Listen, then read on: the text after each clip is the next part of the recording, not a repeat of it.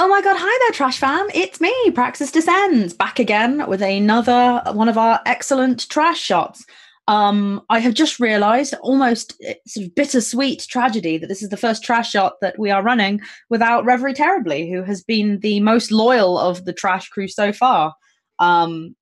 However, you will soon see why that is, as I have assembled around me some of the most elite Trekkies of my acquaintance. For those of you that are interested in the chronology of the trash games, yes, this is a Starfleet Core of Engineering one shot set obviously in the Star Trek universe, but it is also set in the canon of Star Trek Iskandar, our regular Star Trek game. You might recognize down there Emily, who is come along as Lieutenant Adam Strange, but some of these faces may be unfamiliar to you, or may be very familiar to you, since I know some of the audience. You will, of course, know Lucas. Some of you will know him by his moniker of Sable Whisper, who is our glorious GM for Under the Sapphire Sun, our Dragon Age game. And recently, you'll remember him from our Avatar: The Last Airbender trash shot. But who is this mysterious stranger who has come to the room? Emma, do you want to give yourself a quick introduction to the trash fam? Hi, I'm Emma. You might know me as like pseudo deviant on some social media. Long time gamer, first time like live streamer. So we're gonna see how tonight goes. Yeah, Emma, I had first in mind when I knew I was going to run this game, because not only is Emma such an excellent Trekkie, but has a real love of the Star Trek engineer. Yes, the Star Trek engineer, that often overlooked, overworked, and utterly invaluable member of any Star Trek crew.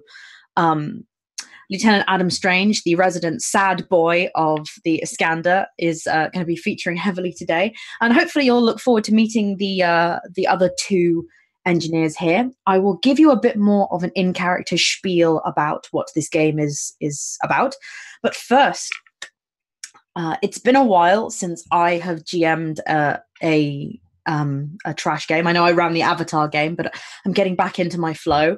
And some of you will know our glorious system of helps and hinders. Helps and helps. Helps and helps. Helping. And hinders. Is interiority in the chat? Are the Hinderkinder present? Shout out for my hinder. I've definitely seen interiority in the chat. So, for those of you who don't know, and might want to know what's going on, particularly Emma, poor Emma. Yeah.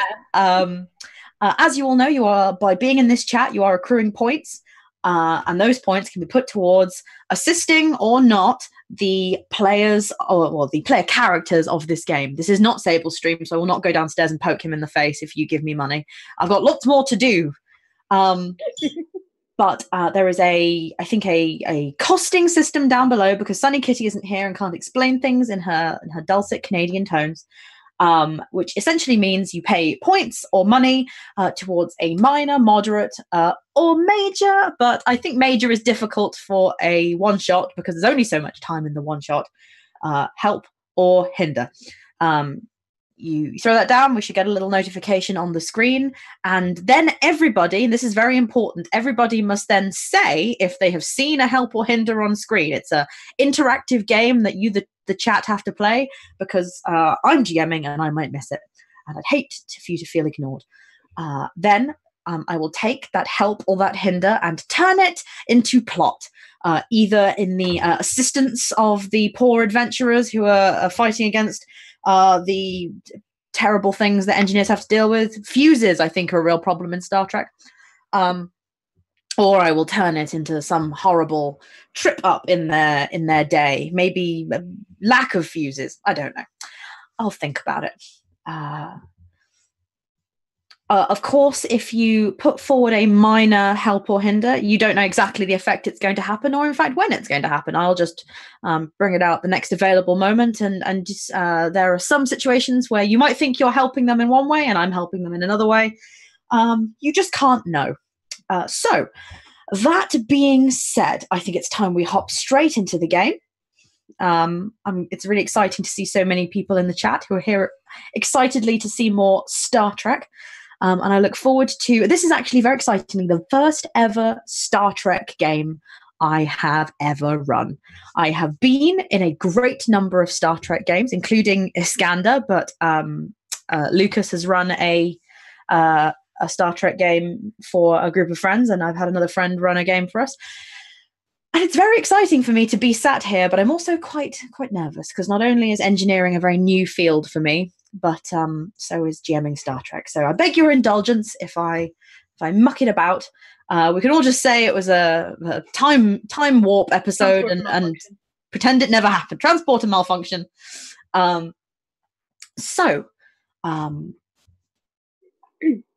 going to give a bit of a brief breakdown of the setting, and then what I will do is I will hand over to the three of you to introduce your characters for each other and for the audience. Some of them might know you, some of them might not, but I think that would be good. So if you just tick over in your brain a few things you might want to say about your character. The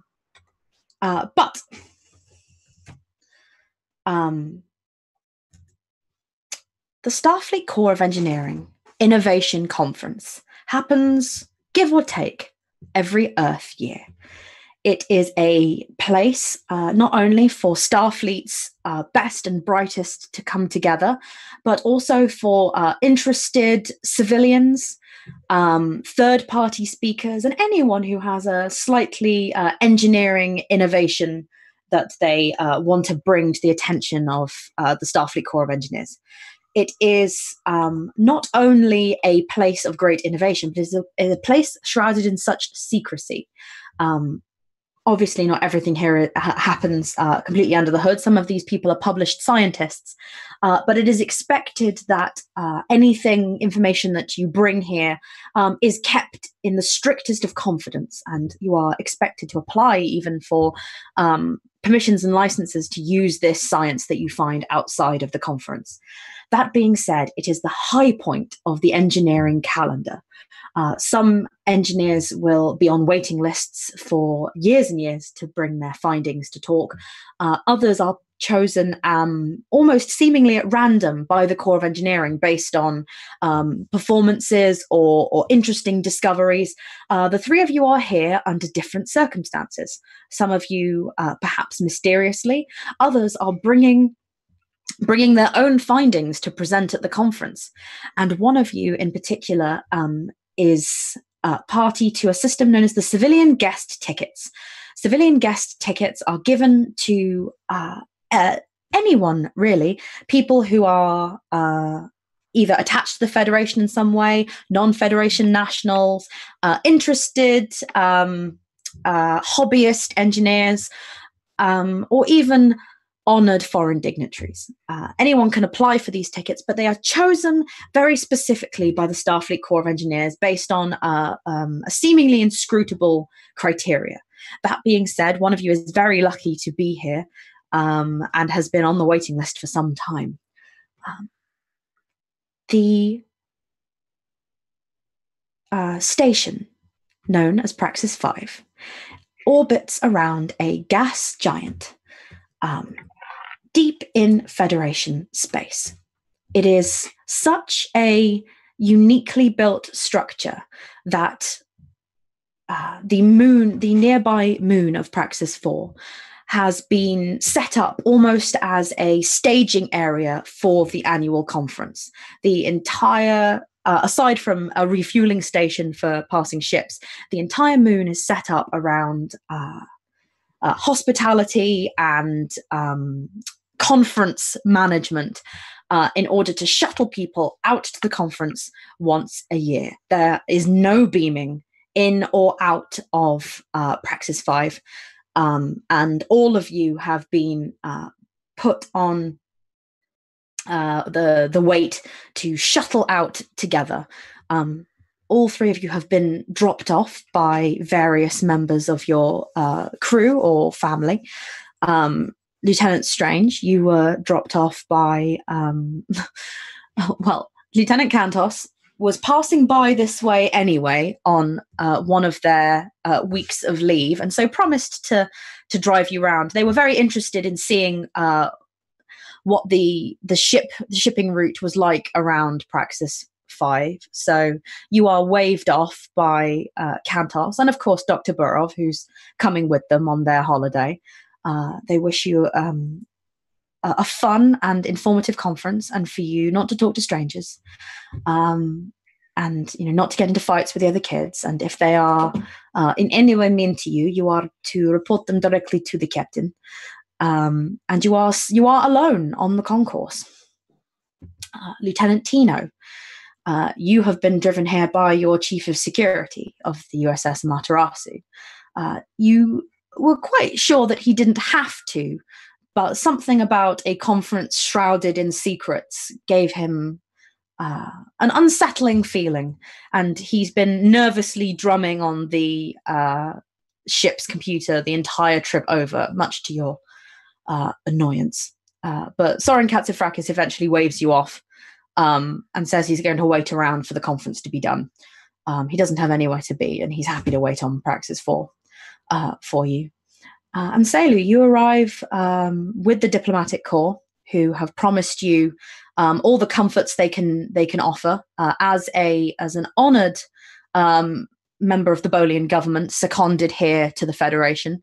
They are as thrilled as you are that you have been offered a spot at this conference, and hope that you get not only a lot out of it, but you can take back to the Bolian government a tremendous sense of Starfleet engineering's technical prowess. And it's a sign of great trust that as a foreign diplomat, you have been allowed to come to this conference. And, well, by foreign, the Bolians are in the Federation, but you are not in Starfleet. So the three of you stand on the concourse. I think, although you have not met up, the time for a bit of introduction is at hand. And for anyone who is interested in the audience, I am running this system in Fate, which is one of my favorite systems for a quick role-play game. So I think it would do everyone a lot of good if you were to also read out your aspects as well as a character description and your sort of attitudes and feelings towards the conference. So then we can all be listening out for anything particularly relevant. So let's start with the audience favorite, Lieutenant Adam Strange of the USS Iskandar. So yes, some of you will have met this character before and seen that he is currently chief engineer on the USS Iskandar, but has only been chief engineer on the Iskandar for a very short period of time, due to the previous chief engineer dying horribly. He's quite a nervous character. He's quite commonly referred to as a sad boy. Going through his aspects, his high concept is quite simply USS Iskandar Chief Engineer. And then lots of the other aspects, there's a quote that he learned from his predecessor, Gwen Anderson. Look after the ship and she'll look after the crew. That's kind of a motto that he kind of tries to live by. There is the noble art of bodging, because one way or another, anything can get fixed. Just might not be very long. And then there's, I don't want to be a bother. Doesn't like to cause a fuss. And then there's his trouble aspect, which is a thought that he's had quite a lot recently. Maybe Sammy's right. Gwen should be here, not me. He is a guilt-ridden sad boy. Oh, such a sad boy. And so how's Adam feeling being at waiting on Praxis 4 for the ship? Well, for one thing, he doesn't have he has literally no clue as to why he's been invited along. He hasn't done anything particularly, innovative over the last year that would cause him to get an invite. He can't think of anything that he's done that would attract the attention of the kind of people who send out random invites to this conference. And he wasn't on the waiting list for this. He's applied before, but as far as he was aware, he wasn't getting a place. Then suddenly, out of the blue, there's an invitation waiting for him. And obviously he knows the reputation of this conference, so his reaction was just, well, obviously I'm going, but he has no idea why. Okay. I think I'm reading from the audience, Emily, that your mic is a little quiet. So if you can't fix that, I would suggest just sliding a bit closer to you and I will just go for the sliding it a bit closer option. Speaking at the mic, yeah. I apologise to the audience. If it gets worse, do say. I apologise, my laptop is not the best. I can hear you okay, so I think it might just be a transference thing. The internet is also a bit dodgy. You should get some engineers on that. So let's hand over to our Bolian friend, Caeliu. Okay, so Caeliu, like most Bolians, is blue, bald-headed, with a ridge running down the middle of her face. And she looks quite warm. Not wearing a Starfleet uniform, in probably think more sort of Troy-shaped jumpsuit kind of outfit, you know, Bolian high fashion, but also practical. So let's have a look at her aspects. So her high concept, she is a Bolian metallurgy specialist. She specializes in like Bolian exports like crystal steel, rhodium and polyduranium. Going through her other aspects, I've popped down, if you don't know, ask. Bolians are really social people, and she is one of them. Like, she will talk. The next one is there is no I in Bolus. 9. Because we are a team, damn it, and that's how we're going to work best together. And the third one is that there's not much a party can't fix. It's a very positive outlook. Yeah, I'm sorry, Lieutenant Strange. And her negative aspect sort of comes from this hypersocial side to her, and that is that hell is no other people. Like, she just can't stand the idea of being on her own.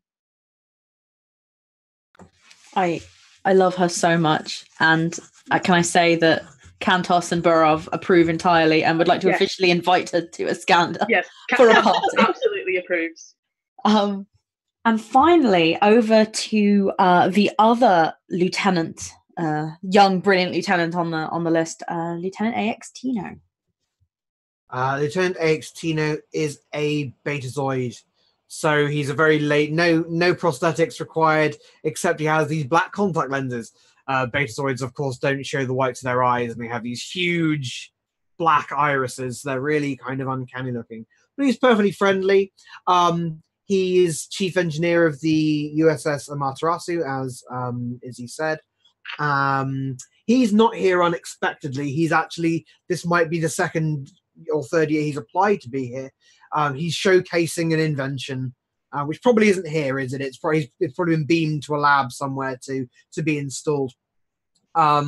His aspects are oversensitive telepath.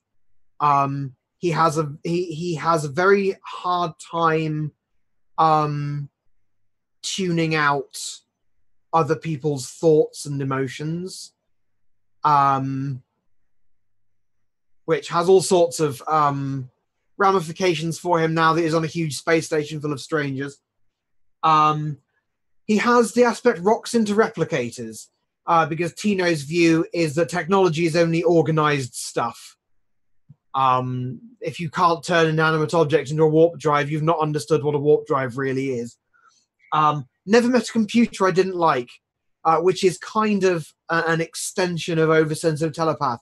If a computer is sufficiently complex, it's not, he can't engage with it telepathically, like he can't hear its thoughts, but he has a kind of understanding for the AI, you know, the logic that drives it, which has come up in the past. And his negative aspect, which I'm not sure is all that negative really, but is that he's transporter averse. He is an engineer, and he knows what a transporter does. It kills you. and then it makes a copy of you somewhere else. AX Tino has never been beamed anywhere, and he carries a personal transport inhibitor on his wrist at all times to ensure this does not happen. Which is why he likes this conference so much, because no beaming in or out. Like Hogwarts. He likes that a lot. It is exactly like Hogwarts, yes. And I should put on a personal note that Tino is actually a request from me, because Tino was actually in one of those other Star Trek games that I was in. The USS Amaterasu was our ship, and he played the chief engineer, and I was the chief tactical security officer, and I was very tall. And so I'm really glad that Tino's back. I missed him and his sinister betazoid ways. Always serial killers. Just don't know why. Just betazoids. They're always the ones that will become serial killers. Watch them. Just watch this one.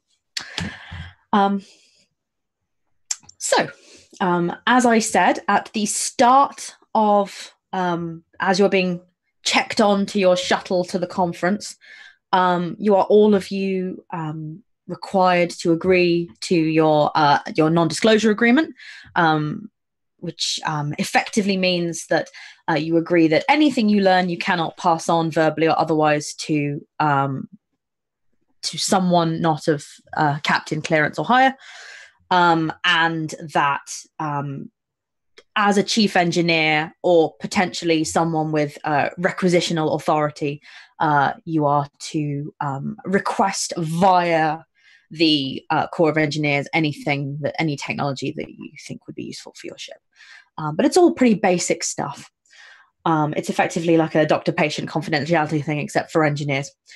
And you are also given your agendas for the weekend, which effectively means you're getting to go down a list and pick off a lot of courses, classes, and things that you might want to visit. There is a big hall that is full of sort of the less impressive but still quite interesting pieces of tech that you might want to wander around. There are lots of lectures that you can go and sit in on, and there are obviously the big show-stopping demonstrations of things.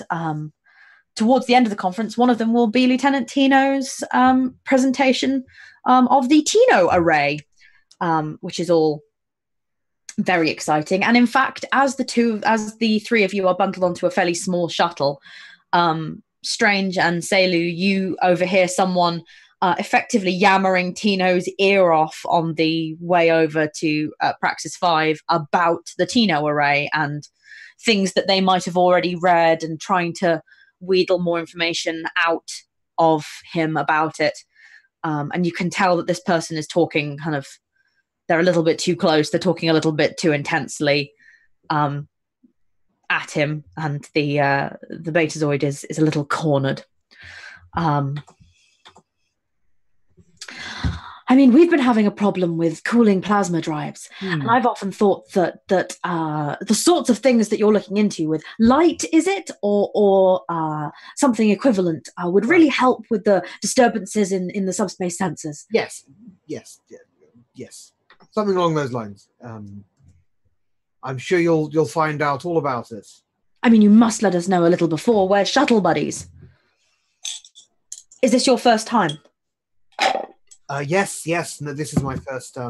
Yes. Oh, it's a marvelous conference. I've been 4 times. Oh. But anyway, lest you don't want to talk about me, I'm very boring. Back to your project.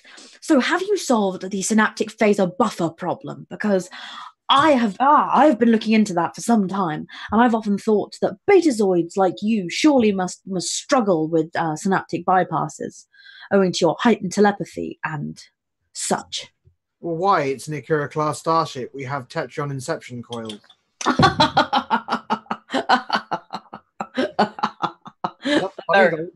Okay. Oh. Hey, Tino. Lieutenant Tino? Yes. Caeliu. Oh, of course. Yes, how are you?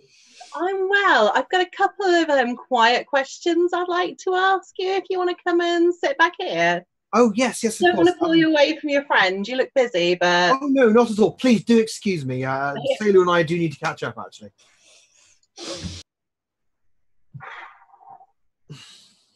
Well, they're keen. Yes.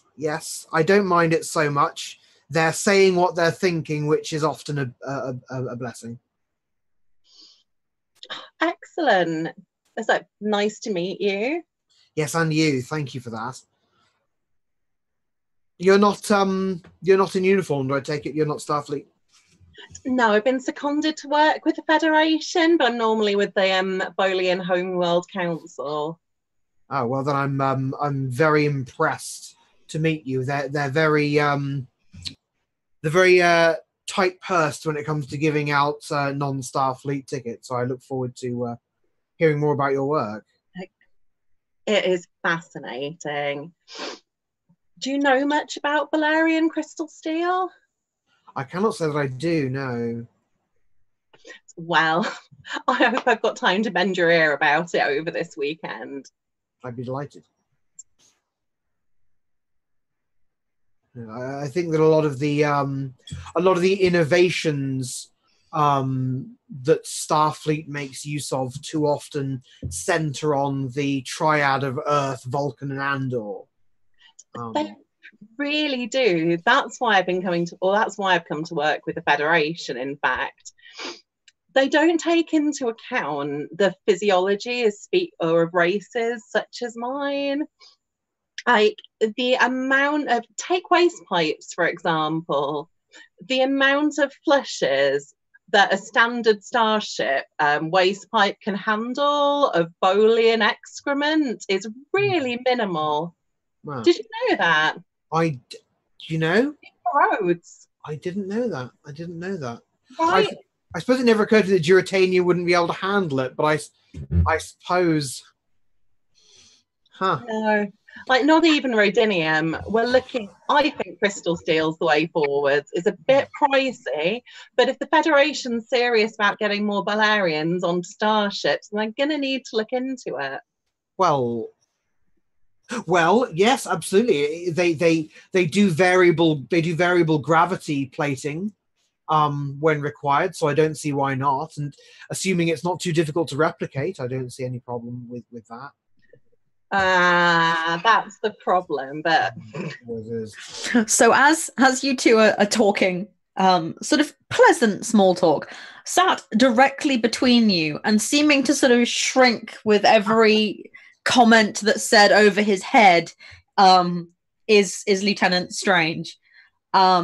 And Tino, you as an oversensitive betazoid are very used to getting sort of the surface emotions of the people around you.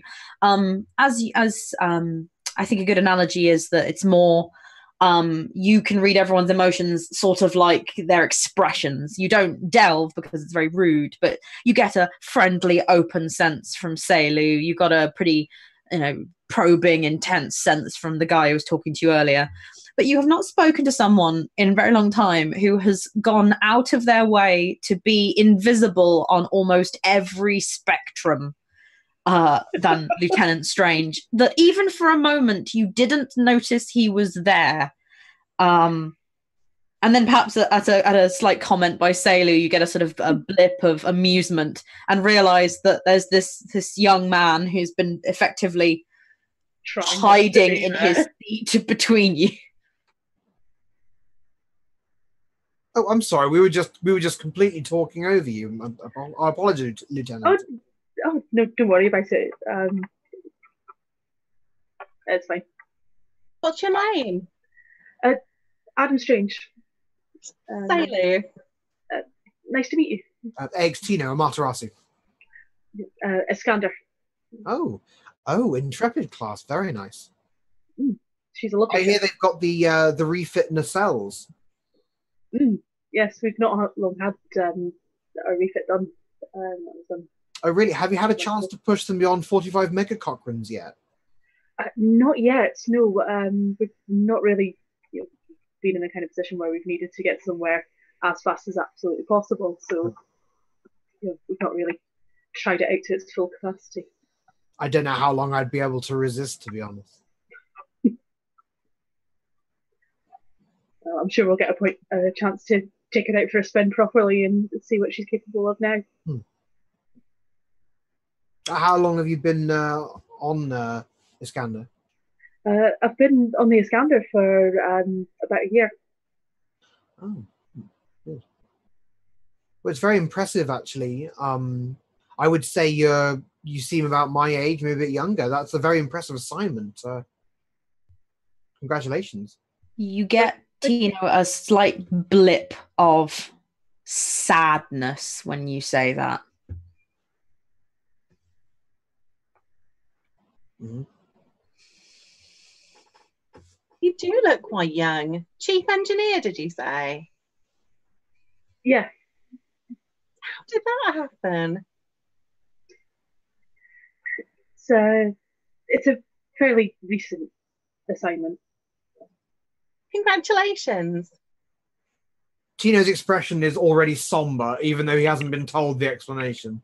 Yeah, like at the point where Caeliu asked how he became chief engineer, and very much at the point where she says congratulations. Like, yeah, he's clearly just kind of trying to just shrink out of this conversation now, and just like, oh no. Mercifully, at that moment, the shuttle that you are in rises above the edge of the moon where it was taking off from, and you see out the front and side windows the space station of Praxis 5.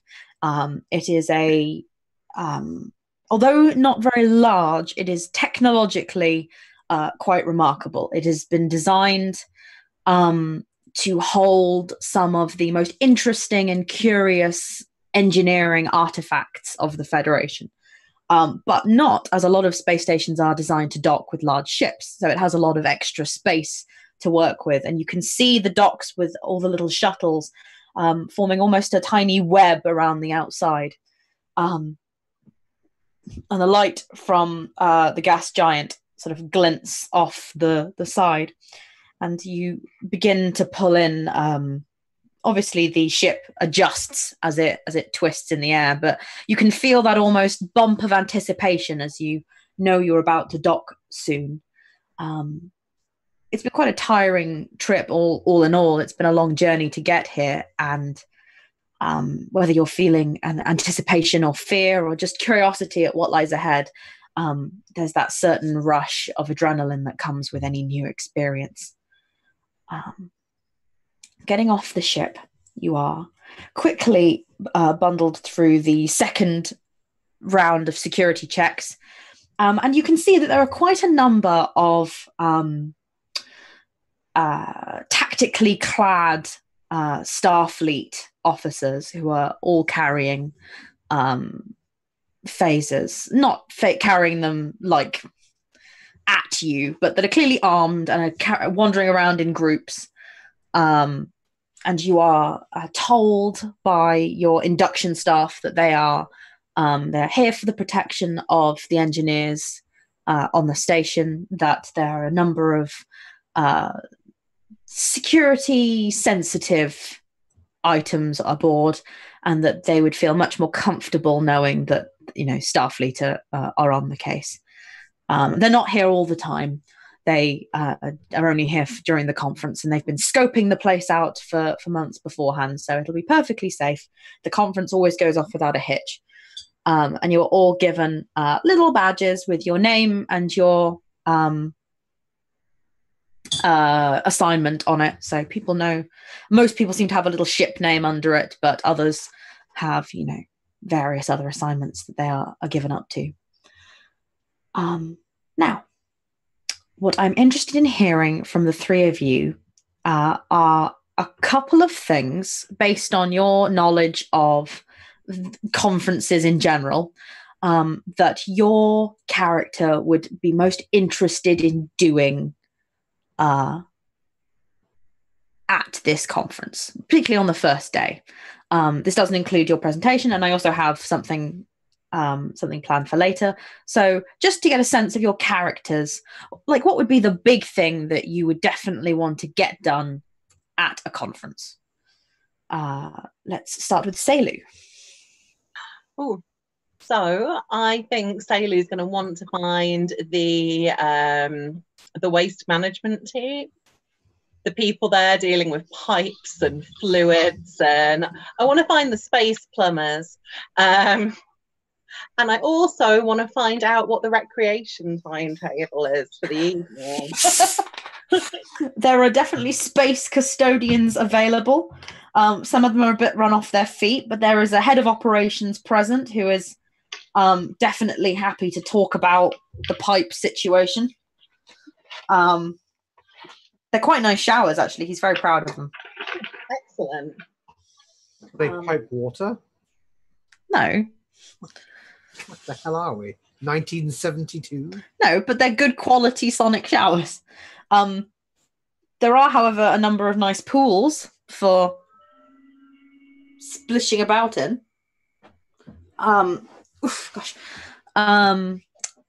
There are obviously a lot of those sorts of activities you get at conferences that are very mingle oriented because they know that people won't. So they have a lot of meet and greets and like, you know, this will be a Foods of the Federation, you know, get together. And, you know, there's actually very little holodeck time here.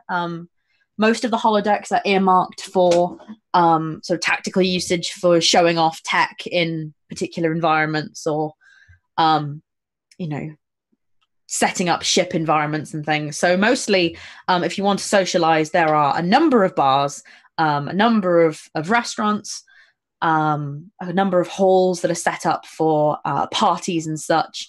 And of course, a lot of people like to spend time in their rooms with, you know, guests, conference hookups, late night drinks, more conference hookups. Engineers, man, they're wild. Can't confirm. This is hilarious because I'm an engineer OC as well. I know you are.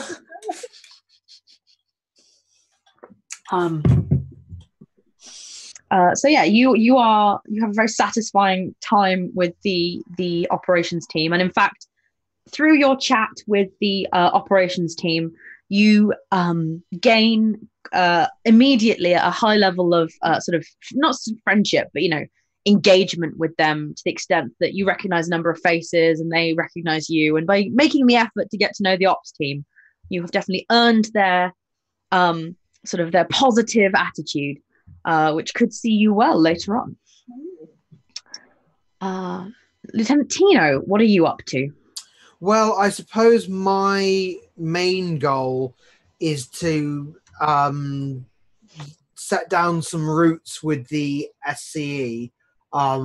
Definitely want to be invited back to future conferences, but also Tino's career path isn't teaching the virtues of self-sealing stem bolts in the academy. It's being a sufficient nightmare human person. Well, he's not a human, but he sort of is person to be invited to join the Starfleet Corps of Engineers. And, you know, just see a planet and go, oh, that's not a place for colonizing. That's just a thing we'll turn into a generator. So he's networking, really. Betazoids can be quite good at networking. I didn't mean that to sound sinister. Like not in it's a wee bit sinister when you put it like that. Yeah, not in a telepathic kind of way, but he's also networking. I'm getting psychotic. They're good at reading people. They're good at reading people. But betazoids on their home planet are presumably very facially discreet. So you know, mixing as he did in the academy with other species, he's probably learnt to empathize without empathizing. You can avoid it. It's not always easy for him to avoid it. Empathy, not sociopathy. Yeah. Okay, that is noted. Yes, I think it's quite easy for you to do that and to make sort of good connections with these people. If only because a lot of people are quite interested in talking to you. The Amaterasu has quite a reputation for getting into interesting situations. And the Tino array has raised some curiosity from people. You also have to spend a bit of your time talking to operations just to make sure that is the room is going to be set up how you want it. Before I move on, I have been informed of some helps and hinders that I need to rock up with, and I will. But I just feel the need to take a moment and say, and the Meltdowns has gone into a, as it were, meltdown in the chat and has gifted subscriptions to, I'm counting, 7 people. I counted at least 5 going up at Wow. one point. There were probably others as well. So I'm that's remarkably generous. And James, only 6. Sorry, he's very humble as well. It was only 6 people, but that's remarkably pleasant. And gosh, so I hope to see lots of trash bags in the chat. And in the meantime, Lieutenant Strange, what are you up to at conference? So, until he finds out what mysterious reason he's been brought to this conference for, Strange is going to just try and make the best of this weird situation that he's found himself in, and just sort of roll with this conference, because he's fully aware of its reputation, how it's quite a prestigious event. So he's indulging his little nerdy heart, and he's going to find the geekiest lectures that are kind of relevant to his interests, and he'll be along to them. And at some point, he will try to find one of the more show-stopping kind of demonstrations of tech, and just go into glee over the toys. Yes. That a lot of that's very easily done. You're very easily picked out as one of the younger engineers, and so people give you avoiding the social events as much as he possibly can. Well, people give you an amount of leeway of just it's his first time, he's new, he wants to get to know all the stuff. But obviously, it would be very rude of me not to use one of these lovely minor hinders I've been given, particularly from Interiority, who is the Hinder Kinder, the Hinder King himself. And you come to not a stand with a chief engineer, Lieutenant Ida, who is a sort of an older human woman, sort of maybe late 40s. And she's from the USS Antilles, and meeting you, she sees your name badge and she reaches out a hand and goes, Iskandar, right? Yes. Bloody hell, I've not been on the Iskandar in years. How's Gwen? Is she here? Did she come with you?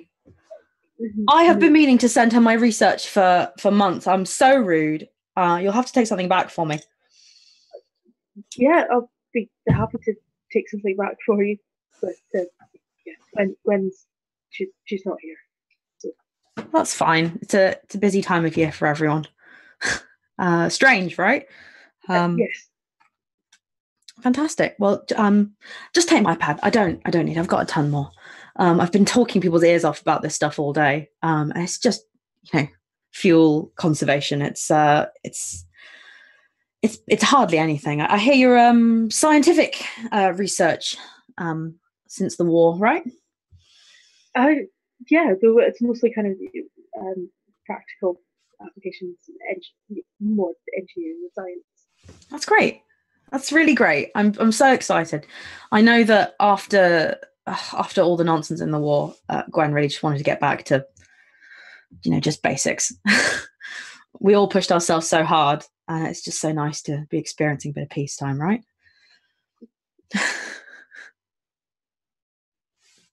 You okay, kid? Yeah, I'm fine.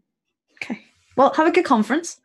If ever you wanted to grab a drink or something, I'm always around. But tell the old girl I say hi.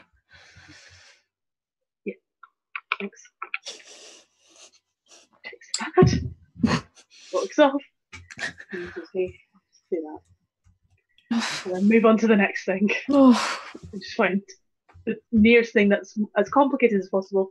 Ideally something he doesn't understand, so he can just go and focus on that. I'm sorry, that hurt me too.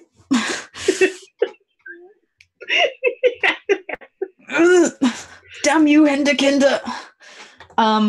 Thank you, Hinterkinder. And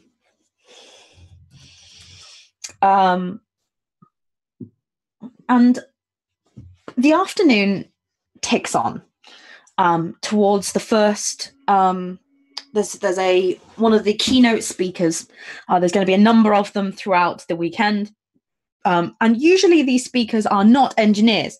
They are specifically set up as cross-disciplinary. So often people from science or medical, or even at times, the diplomatic corps will come in and talk about elements of their job to do with engineering and things that have been sort of interestingly cross-disciplinary.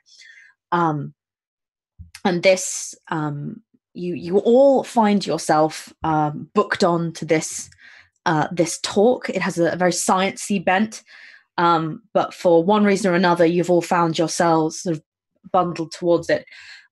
Tino, you've been avoiding the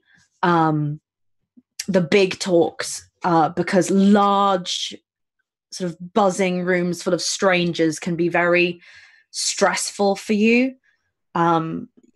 You have the benefit of being on the Amaterasu, which is quite a small ship, which means that most of the time you're around people you know and not a lot of them. So the conference, you have managed to mostly hold things under wraps. But I think I'm going to spend another one of the hinders. Oh. I can't spend them on Emma. She's new. It'd be rude. That just means she's saving the moderate for you. So no, would I? But we haven't got a moderate. We've got a major. Wait, do we? We can't. No one's bought a major, have they? Someone has. Who are these terrible people? If someone's bought a major, they need to tell me that, because you get to decide stuff. But yes, so Tino, you walk into the room and you're basically hit with that warm feeling that anyone gets from going into a crowded room where you go, oh, there's people. And then this sort of second, kind of mental cacophony of everyone's surface thoughts. And you move sort of further down the steps towards the front, where Caeliu and Strange are in fact sat. Caeliu, having recognized Strange, invited him over to sit with her because he looked lost, which is sort of his default expression. That is pretty much his default. He does occasionally not look lost. It does occasionally not look lost, but in a crowded room full of people. And Tino, you spot that there is a free seat and sort of take yourself over there, but you feel a little green while everyone's talking loudly. It's more as people settle down and stop talking, but they're still talking up here, and their mouths aren't moving, but I can hear them talking. And it's really bad. It's really bad because Tino's from a culture which I assume, because they're all telepathic, have a very, very strong sense of the value of consent. And if he were deliberately scanning everyone's surface thoughts, not on Beta Z, it would be considered a huge faux pas. And right now he just can't not. And it's really freaking him out because he's being so rude to everyone and they have no way of knowing how rude he's being. But he's looking through their browser history right now. Their mind browser history. And he's like, I'm really sorry that I'm snooping, but you're all thinking so loudly. And in fact, as you sit down, it's strange, Caeliu, why don't you just reveal maybe 3 sort of moderate to light thoughts you might be having at this moment in time that Tino could unwittingly snoop upon?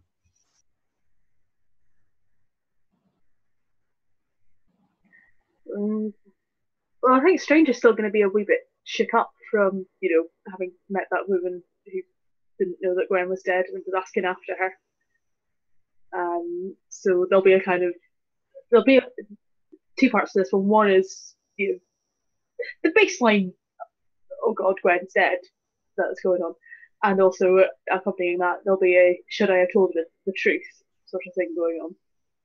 not in so many words, but I think but who'll also be deliberately trying to not think about that at the same time that they're failing, and just trying to go, just think about the lecture. It's probably going to be interesting. You'll probably enjoy it. Just focus on that.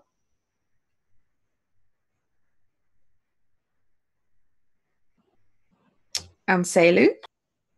Okay, so I imagine at like the lighter work end of things, there is a lot of thought about like materials, improving flow and corrosion. She is down. She is missing bowl. She's missing bolus. Probably feeling a bit like the only Bolian in the room at the moment. And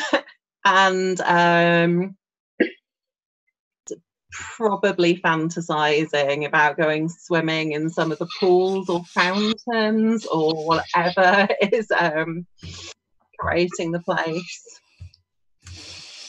Oh.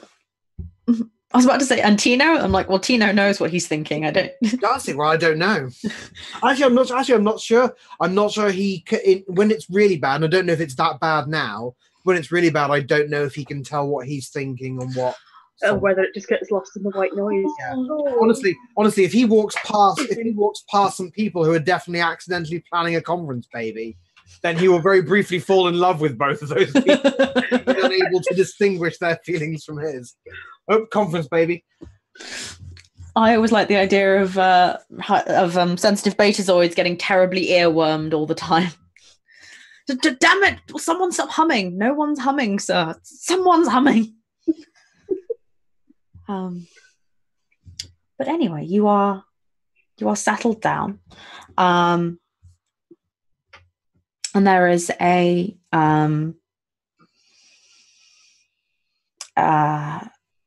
the stage is set up as you would imagine a stage for a conference demonstration to be. There is a lectern and the usual sort of slightly more advanced sort of holographic projectors that show various things, but it seems to be set up for mostly a talky sort of conference. But you can see rotating over the stage is a sort of projection of a small planet. I won't make you roll for it, but if you believe your science is sufficient, you can tell based on the planet that it doesn't look M class. It certainly doesn't look very hospitable, but you can see on the surface of the planet as it's rotating, there are definitely marked a small settlement, and you would think it was probably some sort of colony, moon or planet. Which may be what the talk is about, but you don't know. Maybe it's just there to keep you entertained. But you can see that because this room is quite busy, a lot of people seem to have been booked onto this talk.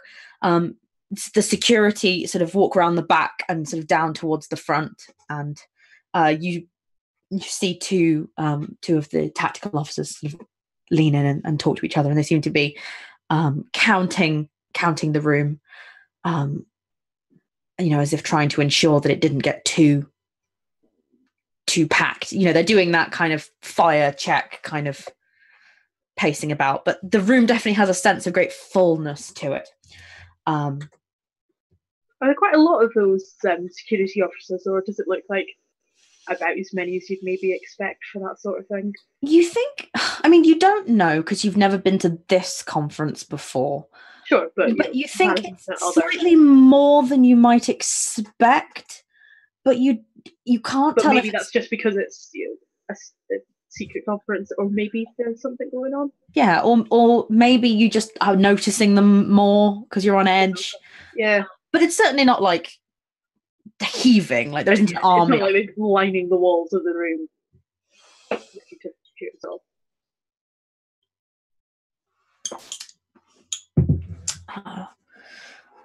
But they seem to sort of move to the side, and you hear the doors at the back swing closed with kind of a clang. and the lights come up on the stage, and out walks a fairly unassuming looking woman. She's not in a uniform. She's dressed like a scientist. She's she's quite pretty. She's sort of early 40s. She has her hair tied back. And she is carrying her pad with her notes. And Tino, although obviously emotions aren't voices, so it's not like everyone just goes because everyone is still feeling and thinking things. But the room seems to mellow into a kind of anticipation feeling. And you're still getting these emotions from the people sat next to you, because they seem to be quite sort of almost saturated. This sense of curiosity, but sort of bittersweet homesickness, and this great sense of kind of guilt and pressure from Strange. But in the room, you just feel it's suffused with this tremendous sadness that is briefly overwhelming, and you can't put your finger on it, whether it's coming from someone sat near you or just lots of people at once. But it's, for a moment, you have to tell yourself that nothing terrible has happened to you, but it just clutches at you.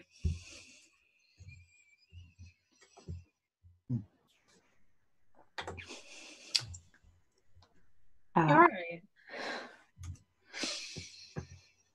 Actually, these two probably see Tino trying to not so discreetly look at them and see if they're crying or something, because if it's that strong, it normally means it's someone nearby. So he sort of looks at them a bit longer than is natural.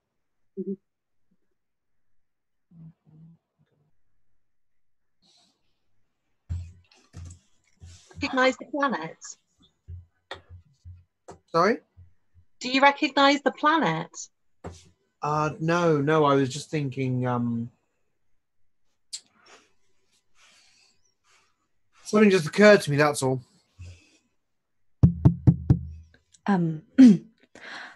Good day, everyone, and thank you for having me at this auspicious gathering. You'll have to forgive me. I am perhaps not the best public speaker, but I think the findings I have to deliver today are quite interesting. My partner should have been here to deliver these findings herself, but unfortunately she has been delayed. So my name is Mina Clavora, and I have, and she kind of sort of gestures, and the projection changes into something more of a kind of rudimentary PowerPoint, just with the information that's most necessary. She doesn't do the reading off slides thing, because I'd have to kill her. But it has her name, and underneath it has a list of her sort of accolades.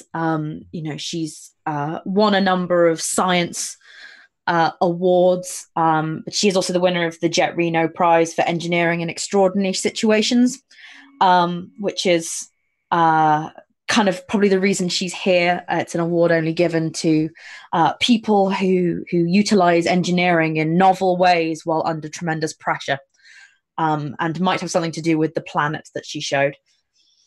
My specialty is primarily in atmospheric conditions, and I was part of a research team that lived and still does live on a science colony out on Custer 4. We were sent to study the planet and the surrounding area for all manner of things, botanical and chemical. And some of our findings have been quite fascinating. Some of them have been impounded under more secretive Starfleet rules, but I'm sure that's not a problem that some of you have already had. So I'm in good company. I'm told that if Starfleet insists that your work is a little too secretive to share, then it's probably very interesting.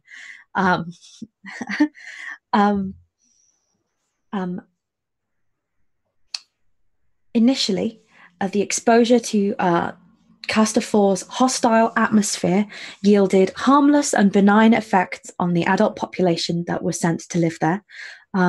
Some minor physiological divergences at trace microscopic levels, but as you can see, the outcomes were quite negligent, negligible.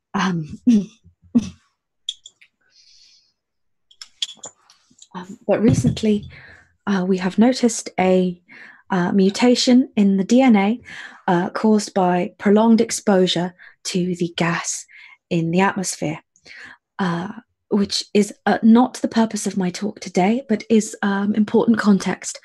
Dubbed the Mottashami Ehlers effect, effectively, the gas of the planet and its highly prolonged exposure to human DNA essentially causes long-term cellular decay, which excites cognitive function in the short term, causing the subject to achieve tremendous feats of intellect, but decreases disease resistance in the long term, leading to a potential life expectancy we project of no more than 40 years. Unfortunately, this is an effect that we only came to realize when the second generation of colonists were born.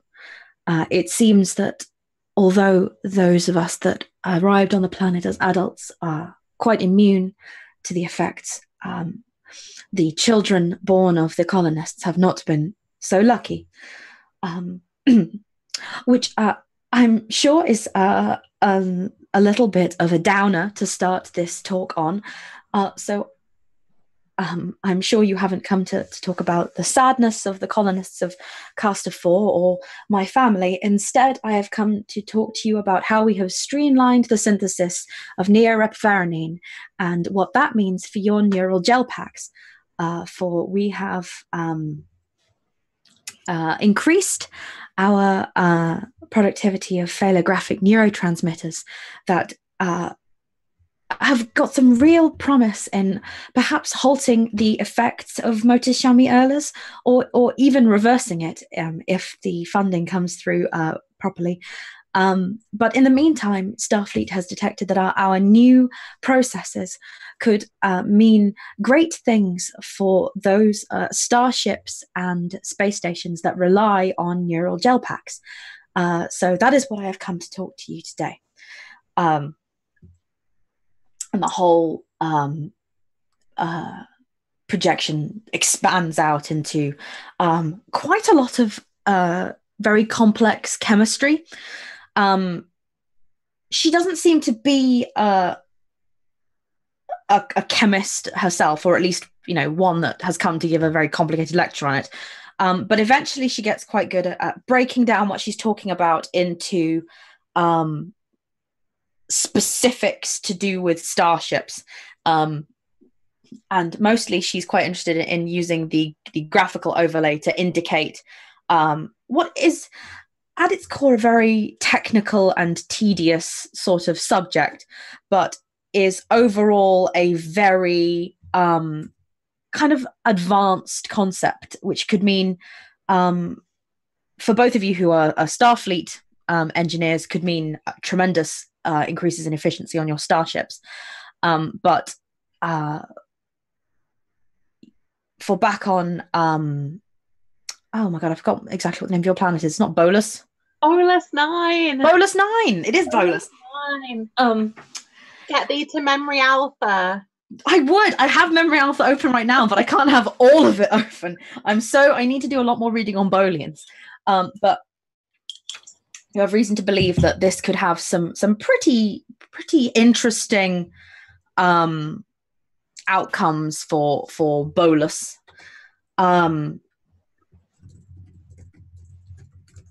And she talks for maybe a little under an hour, and stops a little to show projections and demonstrations, but she seems very nervous and hesitant throughout. Like I said, she's not a bad speaker. She's just clearly not very present. But the talk itself is sort of packed with information. You can see people around you are frantically kind of jotting things down or kind of entering things into their pads. And she holds up a hand to wave the projection away. And as she waves her hand, all the lights go out. Every single one. And even a room full of the most intelligent people in the whole galaxy, when faced with suddenly being in a darkened room, will, for some reason, moderately freak out. Speaking of moderate freakouts, we seem to have briefly lost Emily, which has probably done exciting things to the computer screen. But what I shall do is I shall finish what I was going to say, and then perhaps call a quick break. And we'll fill Emily in on the happenstances when she returns. So Mina waves a hand. All the lights go out. The engineers begin to panic. Tino, you can feel obviously that rising fear that comes when anyone ever is faced with a sudden, uncertain wave. And you can feel people trying to move around you and a general increased sense of panic as people can't get the lights back on, which should be quite straightforward. And in the dark, as Caeliu, Tino, and Strange attempt to find sort of the calm in the middle of all this rising sort of noise, all of you hear the unmistakable sound of phaser fire. And there, I think I'm going to call a quick break, which is perfect because we will regain Emily in time for the second half to face the consequences of whatever has just gone down. So everyone, we're back in 5 or 10. Grab a quick drink and do return to find out what could have possibly happened at this engineering conference. Speak to you soon.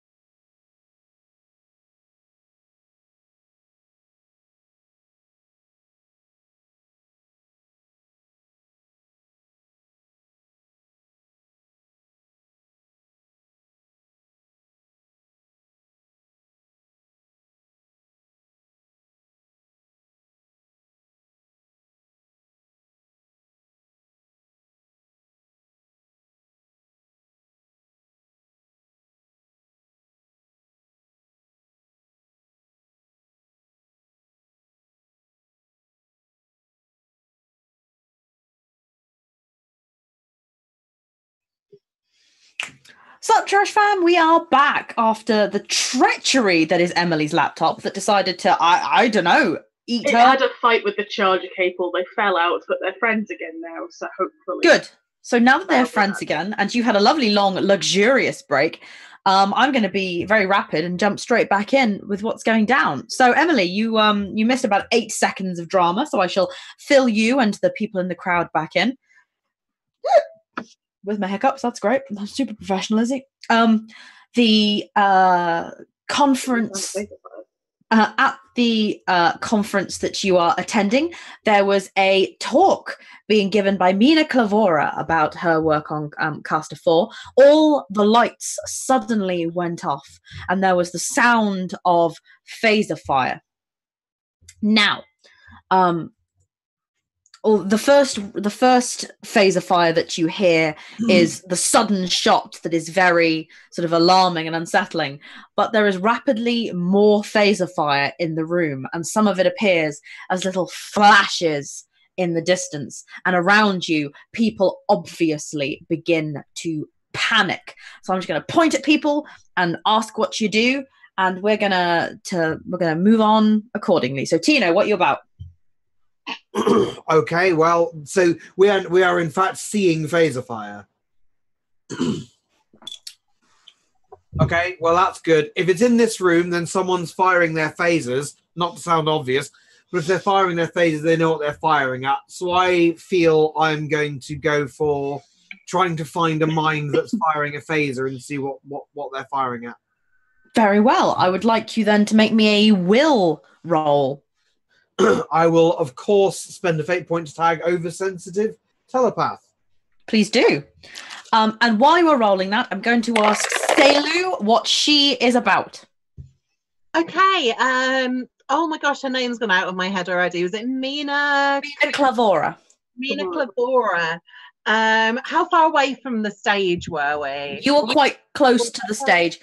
Not the very, very front, because that's for special types, but you were definitely quite far down the front. I'm going to put a hand on both Stranger's shoulder and on Tino's and say, I'm going to go check that Mina's not being attacked. And I'm going to turn and start heading towards the stage saying, Mina! Really unhelpfully. Very well. And in the meantime, while that is happening, while Caeliu has just let go of you and you can feel Tino next to you, what do you do, Strange? I probably don't get enough of a sense of what Tino's doing. He's being very still. He's being very still, whereas Caeliu's just gone wandering off, and there's phaser fire and all sorts going on. And at this point, Stranger's starting to get his little protected crew feelings going for these care. So he's going with Caeliu. That's fair, but not shouting. Not shouting, because that is not a thing that's Strange to do. You want to go and yourself, please. Not going to let her go alone. Of course not. It's dangerous to go alone. Take the sad boy. Take the sad boy. Tino, what did you roll? In total, a 6. A +6? Yes. Excellent. Then several things happen at once. To you, at you, in your brain. Could they happen in an extended sequence, allowing me to react to them individually? Because Tino is only one person and can't split himself into multiple persons. That you know of yet.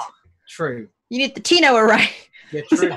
Not what the Tino array does. Not what it does. But you reach your mind out into the room, and the first thing you're struck with is the almost overwhelming feeling of panic.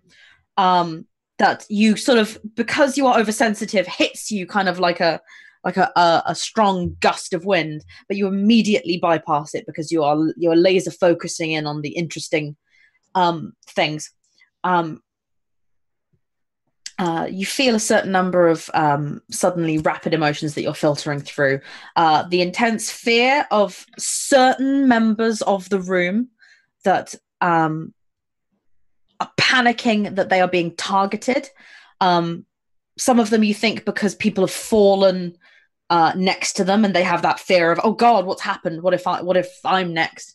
But some people who sincerely seem convinced that they are being targeted by these sort of firing assailants, and you hear the very obvious thoughts of those who have come to deliver violence to the engineers.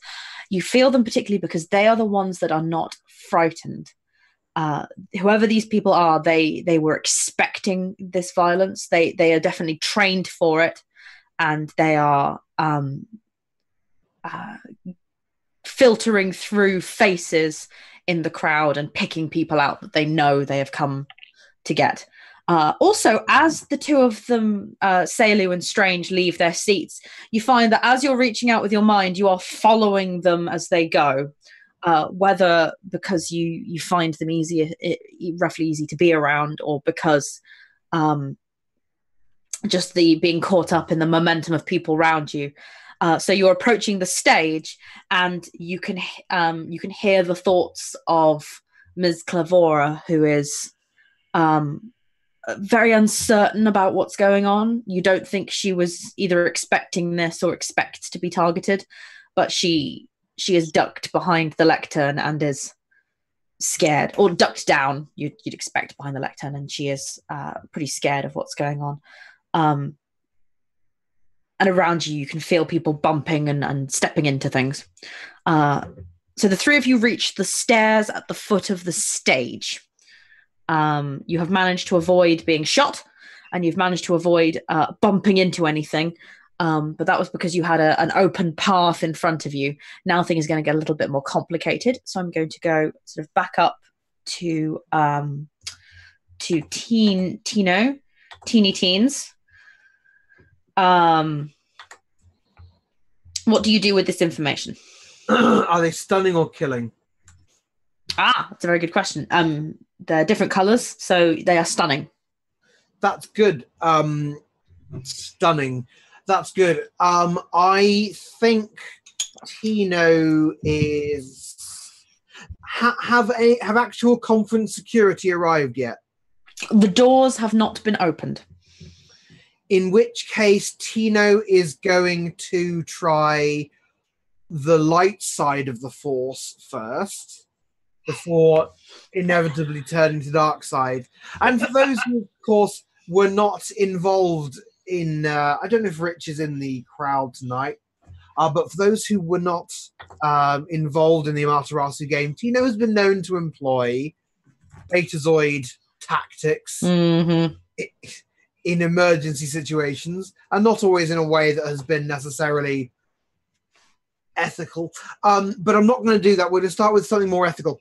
I have found these calm minds. How many calm minds did I find? Maybe 12, 13? 12, 13 calm minds. Okay. We're going to keep connected to them, please. And we're going to tell them all that it's over now and they can drop their weapons.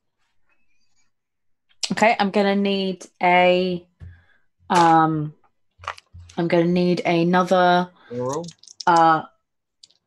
will check. And in the meantime, Caeliu, what are you up to? You feel that the two young men are with you. Excellent. Can I see anything in here, or is it dark? Like, you can see certain little points that are, apart from the phaser fire, you can see certain little points where like pads have fallen because they have a very slight light, but it is definitely like trying to navigate a pitch black auditorium with like a candle. In that case, I'm going to start pulling myself up onto the stage, keeping low and try and avoid fire, and whispering, Mina, seeing if I can see her or see if I can get a response from her. Is she still alive? So, depending on your tactics, will depend on what you roll. Okay. You definitely know that there are people shooting phasers in the room, which logically must indicate that there are people who can see people in the room and to be able to shoot at whoever they're shooting at. So you can either choose to be very stealthy and move slowly so as not to draw attention to your movement, and therefore you will roll stealth. Or if you roll athletics, it will mean moving quickly and low to the ground, but being able to find her faster while you're rummaging around the stage. I think we'll go with athletics. Make me that roll. All right, then. And while that roll is occurring, let's turn to Lieutenant Adam Strange, saddest of boys. Yeah, so Sad Boy is also going to be looking for Mina, kind of following Sailor, making sure that she doesn't get hurt, trying to make sure that Tino's all right as well. I think what I might actually want to do first is just double check, because I can obviously see where the phaser fire is going. Is any of it coming up onto the stage? Like, is Mina a target? None of it has come that far onto the stage, but it seems to be in her general direction, though. Well, it seems to be people shooting towards the close range, so people who are near them, and the clusters of phaser fire are moving around the room. So the people are coming closer, but they're not like firing off into the. Yeah. Okay.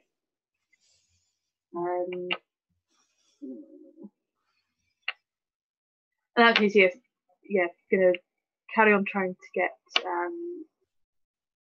her, as in Mina, out of here first. We can kind of smuggle her out backstage, and then. Yeah. Well, it seems to me then that you are supporting Caeliu. Yeah. So I shall accept a flat perception check from you, which will affect what Caeliu will tell me in a minute after I've checked in with Tino. Okay. Perception is not a stat. So do you want to notice or I meant notice. I meant notice.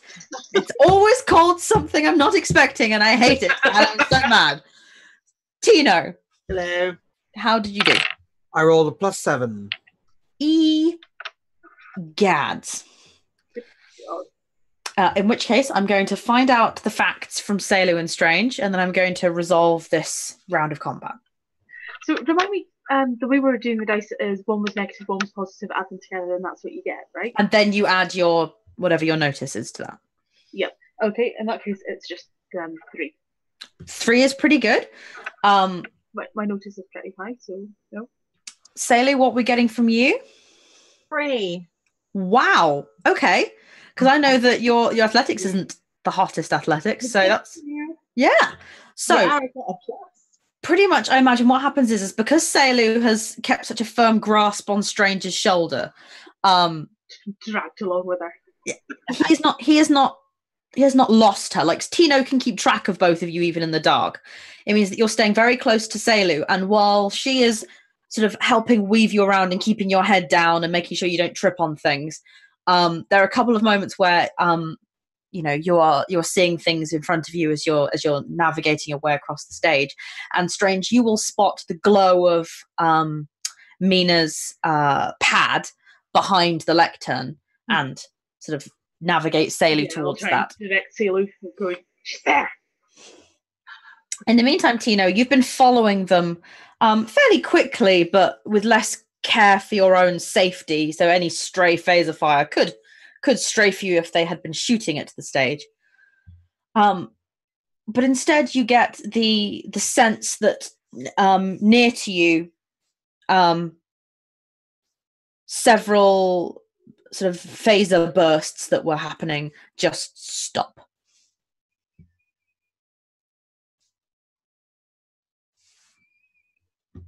Further towards the back of the hall, there's still more gunfire happening, but just flat out stops. But you can still feel that the room is full of panic. And before I go back to the other two, Tino, could I please get a notice check from you? You surely can. Oh, I got very briefly terrified because my nope dice is a 6. Fortunately, my yep dice is also a 6. So it's a flat 2. That's fair and good to know. I shall resolve that along with perhaps something that the audience has participated in just a moment. So, Caeliu and Strange, you think you have located Mina, who is lit by the glow of her pad and seems to be kind of cowered behind the lectern.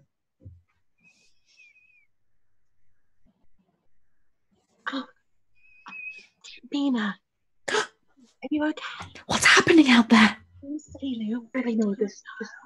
Oh, sorry. My name's Caeliu. We don't know what's going on. But me and Lieutenant Strange here and Lieutenant Tino, we're going to get you out of here safely. I know there's a way out the back of the stage, but I don't even know what's going on out there. How many are there? What's happening? We don't know. So we're going to get to a distance. She takes your hand. She's very slight. Like she's very clearly not built for any sort of combat situation. And she still clutches her pad to her. And sort of pulls, you all sort of stand up a little more and take stock of the situation. There is still phaser fire happening.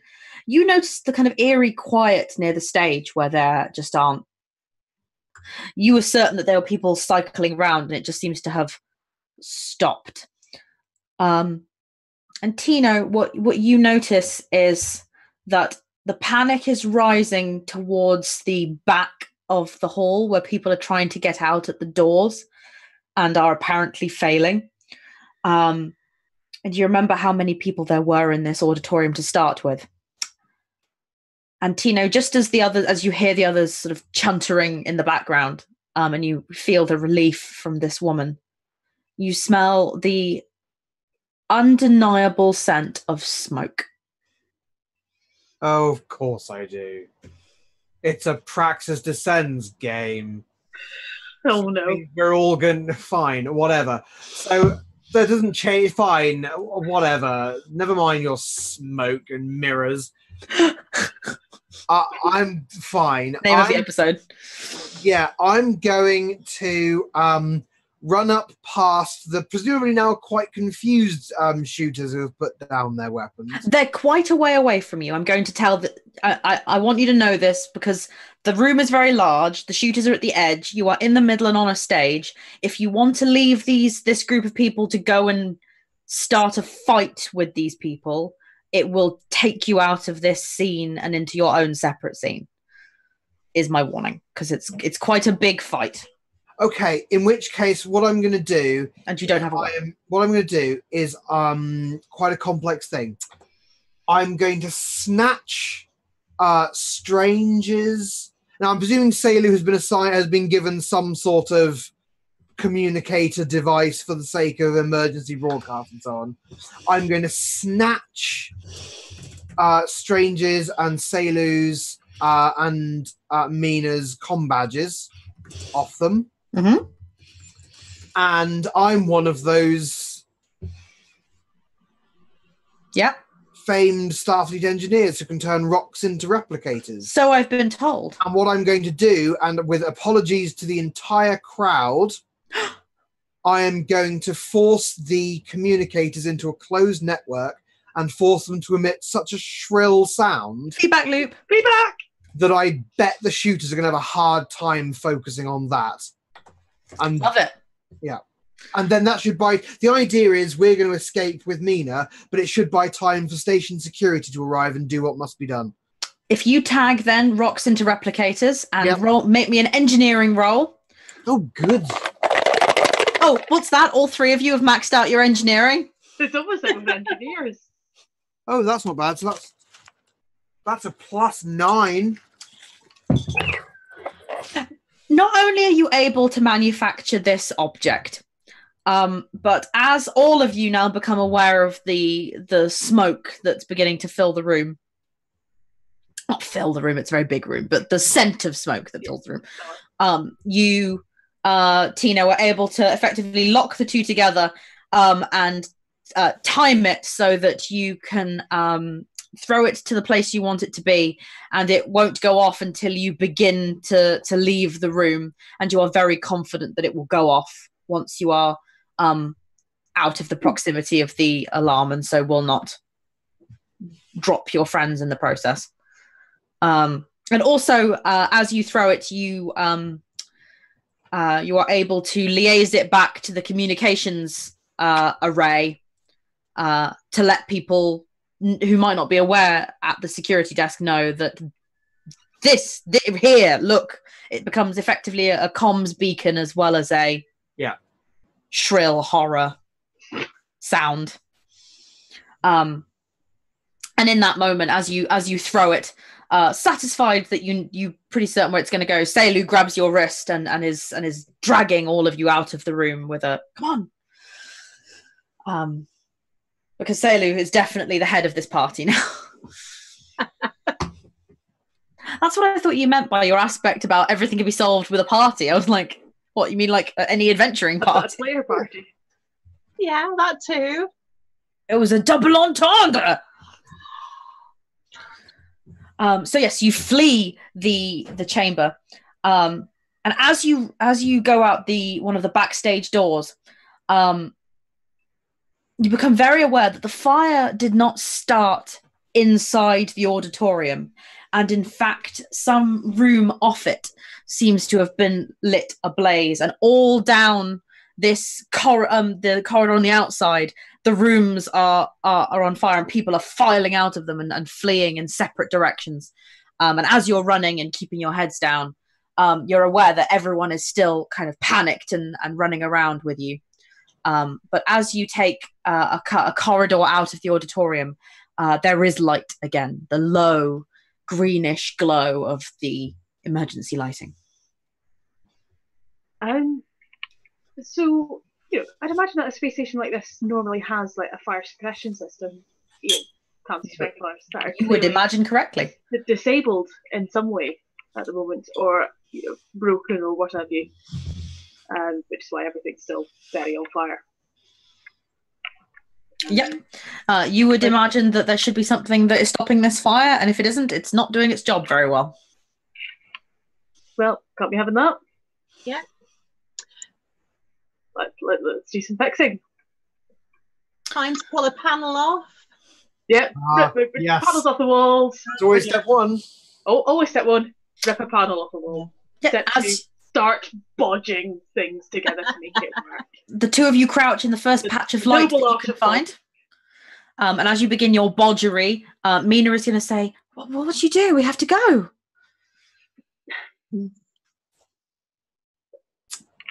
There's still a lot of people that are down that way, and everything is still very on fire. So just make everything not be quite as on fire first, and then we'll leave. All right. Are any of you armed? I've got arms that are currently halfway into this panel, but that's probably about it. Not quite what I had in mind, Lieutenant, but thank you.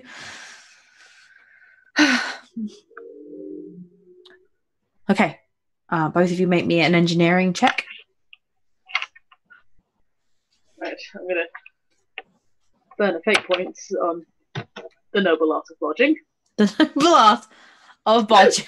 The noble art of bodging. It is one of my aspects.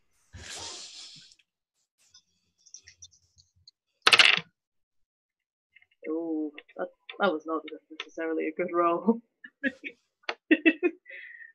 So that's -4, and then stats 2. Oof, strange. Oh gosh. The dice said -4. My engineering says 5. Oh man. Got a 4. Okay. Okay, good. Yeah. Somebody got so you also got a negative? Yeah. So what you are able to figure out with your engineering rolls then is that, yes, although strange, you're struggling to find the connection point that you're looking for. Caeliu was able to connect the two bits that she thinks will bypass the centralized system into a sort of more localized loop. And nothing happens. Well, that's not supposed to be how this goes. Tino, you can feel people approaching. And they are approaching with purpose and speed. I very much don't want to come to a future one of these. The security is appalling for a Starfleet event. This is amazing. I don't want to be invited anymore, and I'm going to take off my... I'm going to call Soren Katsufrakis, who will come and sort this mess out. Time to punch some necks! Soren Katsufrakis will punch all the necks. Well, Rasu! Well, as you know, Bob, stations built at around about the time that this station was built, in, of course, this part of the galaxy, this would have been a frontier station, which means that behind every fifth panel, there is an emergency weapons locker. And I bet that's worth a fate point. Oh, I see. That feels like more than a fate point. What I will offer you instead is that on this variety of space station, there are much wider and more bountiful accesses to Jeffrey's tubes. Yes. In which to find oneself fleeing or hiding from the approaching armed gunman. Okay, I don't want to spend one of my fate points on escaping or hiding. Very well. So I'm okay with the less wide Jeffrey's tubes. Okay. I appreciate the offer. Well, the offer is on the table. I'll just wait for these authoritative, determined people to arrive. They seem authoritative and determined, and might have sidearms, because we are officers of Starfleet. Embarrassingly without sidearms. But yeah, I was assuming that they'd probably have taken those off us. Given, Yes, it's a super secret conference. Well, it's embarrassing now. I bet they feel really red-faced. No offense to the Bolians, who probably just go blue-faced when embarrassed. Yeah. even bluer faced. Even bluer. Yeah, Yeah, I think their blood is blue, actually, yeah. It is. And corrosive. Of course, every bodily humour you possess is deeply corrosive for some reason. Please don't stab yourself to try and stop the invaders. Well, don't make me have to, Izzy. Don't make me Yeah. have to. Well, there are a group of heavily armed people approaching, and I'd like to know what you do. We've got this panel open. Mhm. I would like to try and seal some of the doors. If we can't get the fire suppression system on, to lock the fire at least into some of the rooms, hoping that it can't pass through, the metal walls. And also, to slow down anyone on the approach. Okay, make me an engineering check. Ooh. You've still got your arms in the panels, and you. Ooh. That's 2 pluses and no minuses. That's good. 7.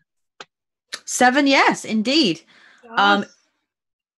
In fact, you realise that the clip that you were trying to control the loop for was very close to the system for the doors, and that you were able to not only shut but deadlock at least this set of doors that's to your left, which should hopefully buy you some precious time. Okay. We've got a few moments. Where to? Okay. Ideally, as far away from this the whole mess as possible. Right. What are our ways out of here? That way's full of fire. That way's deadlocked and full of people walking with dubious purpose. But what is the situation? What's happening? Utter chaos, but the kind that involves gunfire. So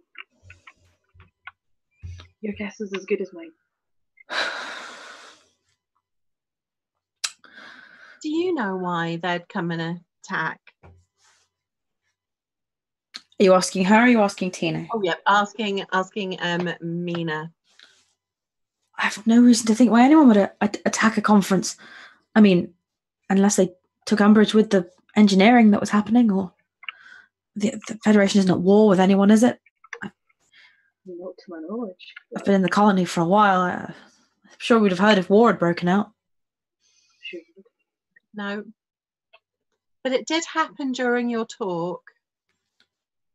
I can't see my talk as particularly controversial. I was on first. It was supposed to be just a small talk about neural gel interfaces. It's not the most gripping talk in the world. Neural gel interfaces and strength serum. Like mental strength serum. And people dying early. There's some ethical questions there. It was just about trying to reverse the effects of the gas. It's not.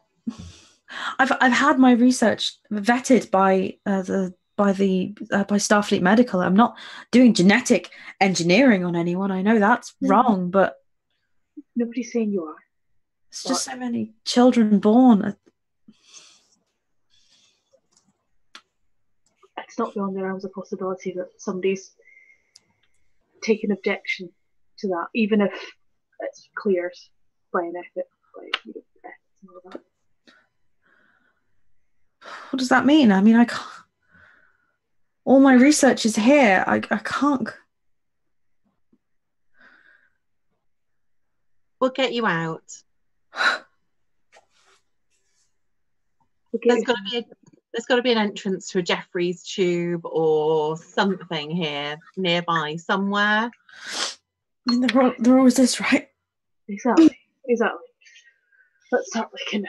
And Strange will start looking for a Jeffrey's tube because that's a practical thing and that he can distract himself with. Rather than dealing with the feelings. Make me an investigation check. No more deals with the feels for you. That's Tino's job. Even if he does not want it. I'm going to put this negative in dice jail at this rate. What have I done? 2, by the way, on that roll. Okay. I said you had to deal with the feels, Tino, because feelings. Yes, you find something sort of under a panel that you have to crawl into, but it's one of those you crawl in, you go behind the wire interfaces, and it should be broader inside.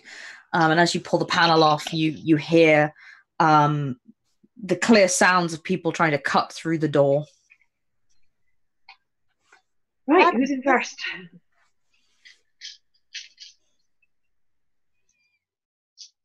Sorry, 2 people spoke at once. Yeah. And I was hoping one of you would just talk again. Yeah, I was waiting for Emma. Yeah, I was waiting for you. Too polite. What? Persistent. Yeah, well, let's sort of find out how persistent they become once they're actually through that door. Who's in first? Well, whoever knows the way. I suspect that probably could have been yourself. Since you probably know the layout of the station better than anybody else, unless you want to guide through the back. Or somebody else. I don't so much know the inside of the tubings, but I'll give it a go. And she tucks up and shuffles in to the tube. Sorry, I might have missed something. Are we sure the people coming aren't legit?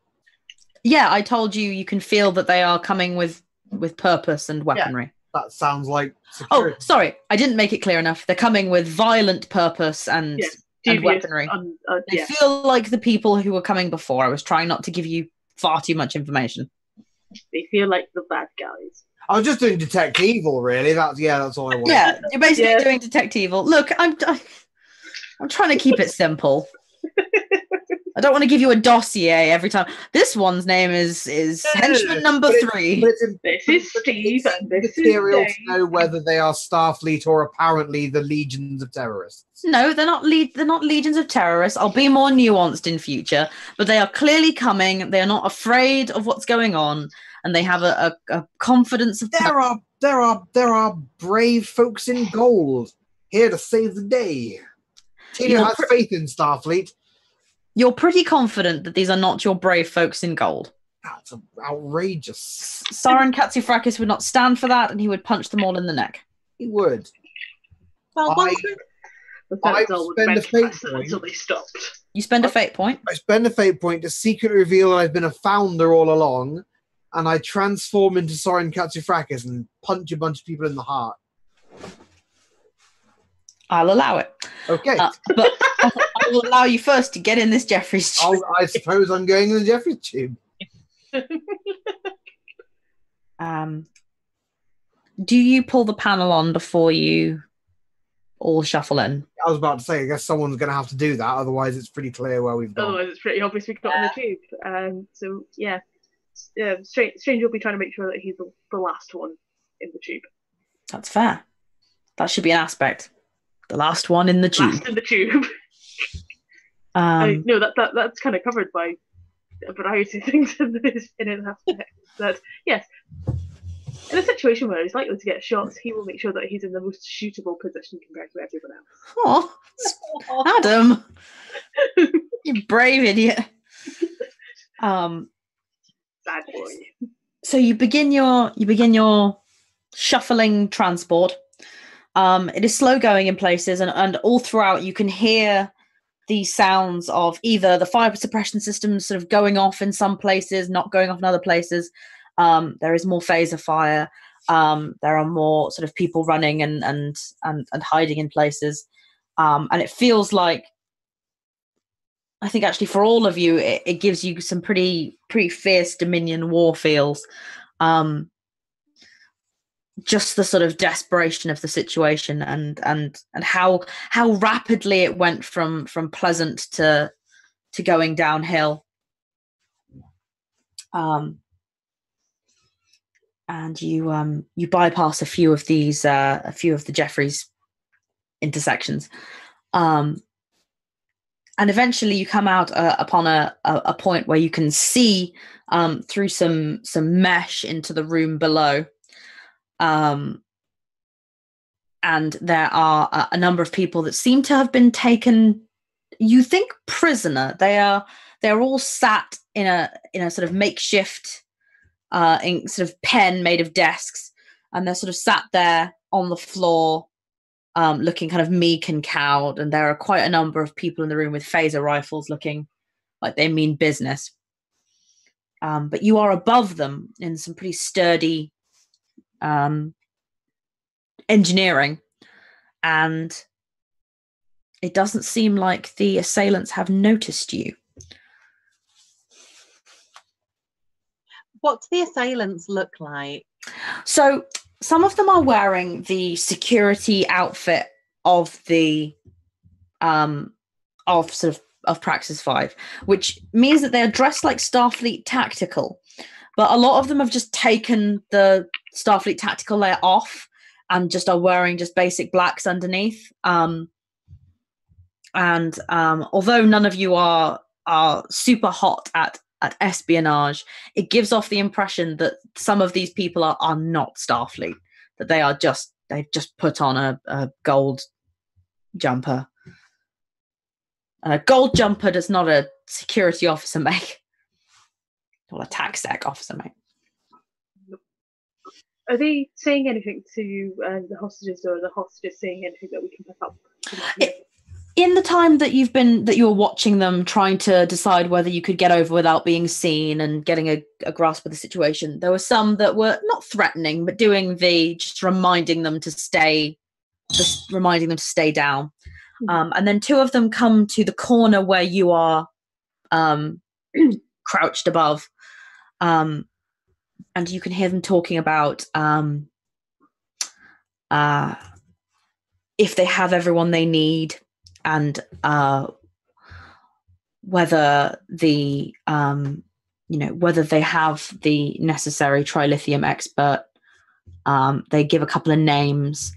And Caeliu, I'm going to let you be the one to realize, looking at the kind of group of people, the thing that unifies them, which is that not a single one of the people in the pen are Starfleet.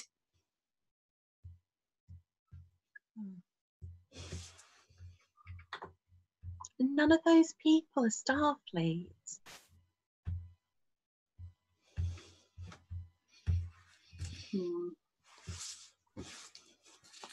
That's suspicious.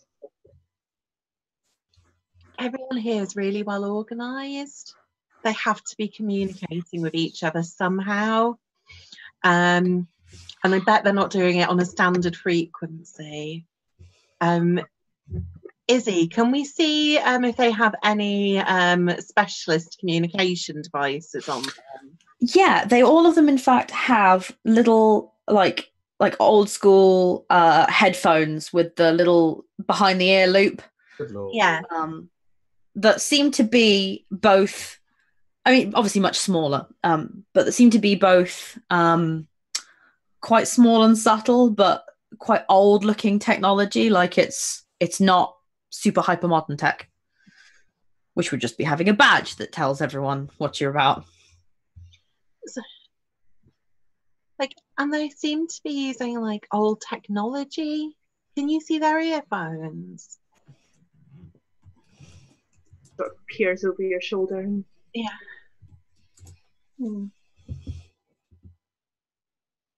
Bet you could disrupt those. Something.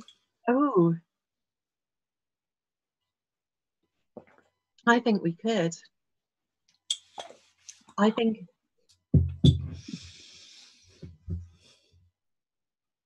So we'll have to get out of here, though. Yeah, we're not going to be able to do that from inside the tube, but we can't communicate. That makes life a bit easier. It really would. Out the tube. Just not here, obviously. Let's find somewhere else to get out the tube. It's a terrible place. Yeah, let's cross. Tina, can you keep moving? Of course. Where to? Oh, let me have a think. That'll be a good place.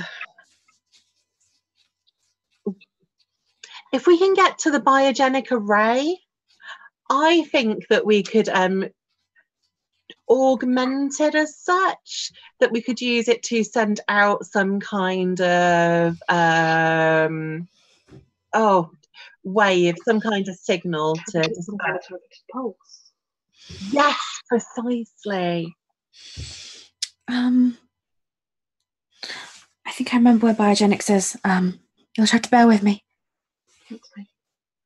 And she begins shuffling forward and has to stop every now and then to have a little think. But It seems to me we could just interfere with their communications and stop them being able to talk to each other.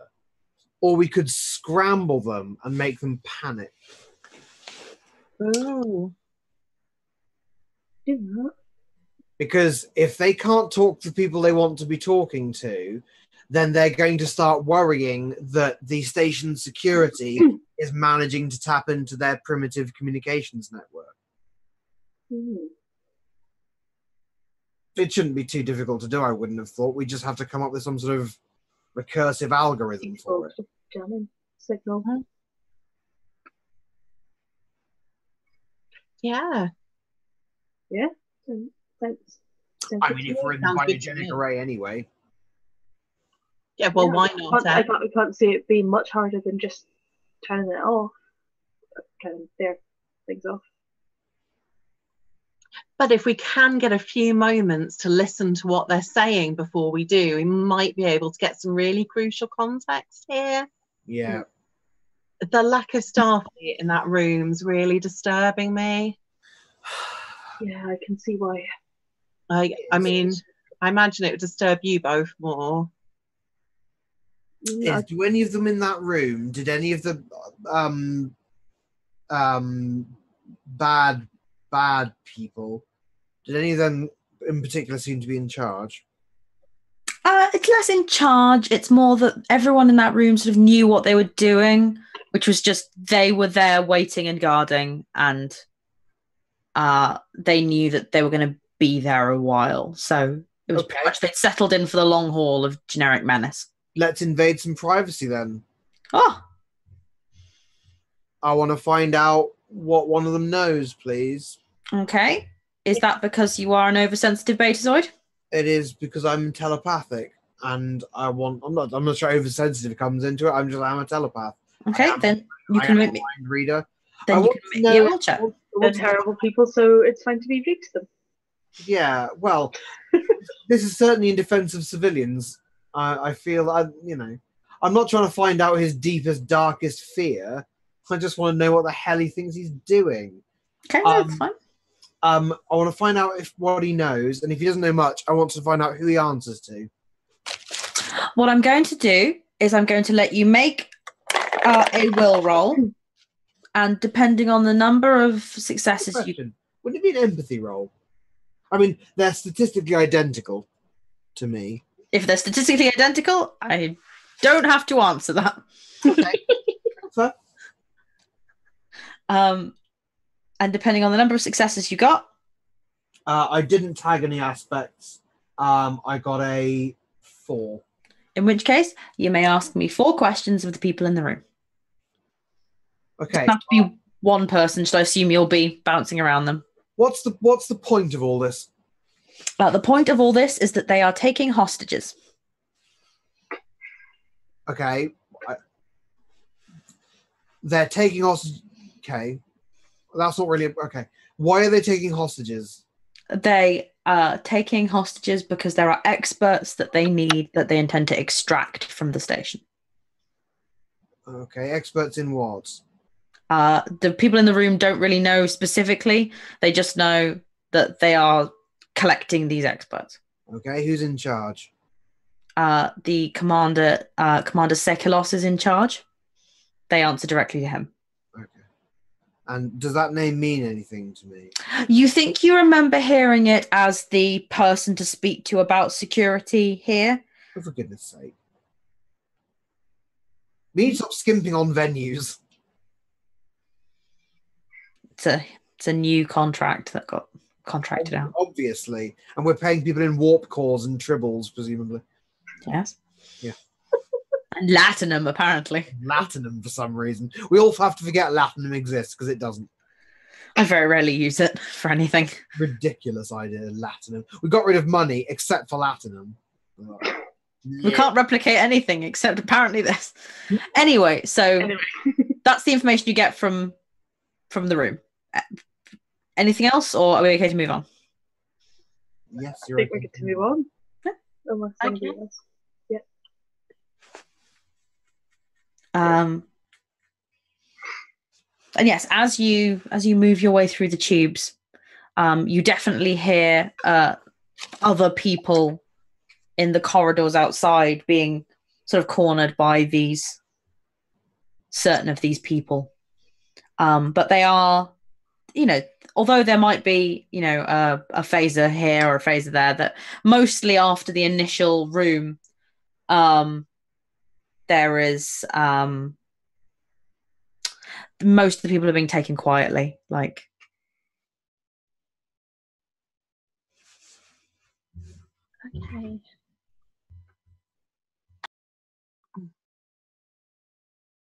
Okay.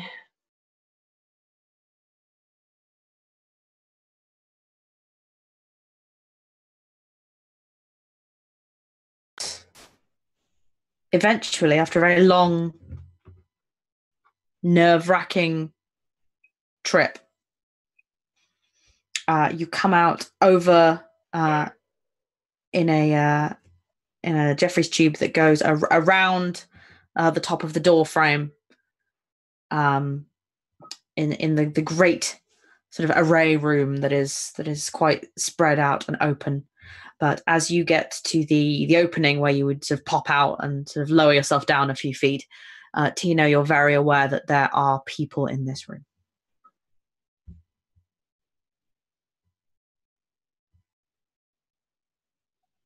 And then you can feel that there are people there. It's not an empty room.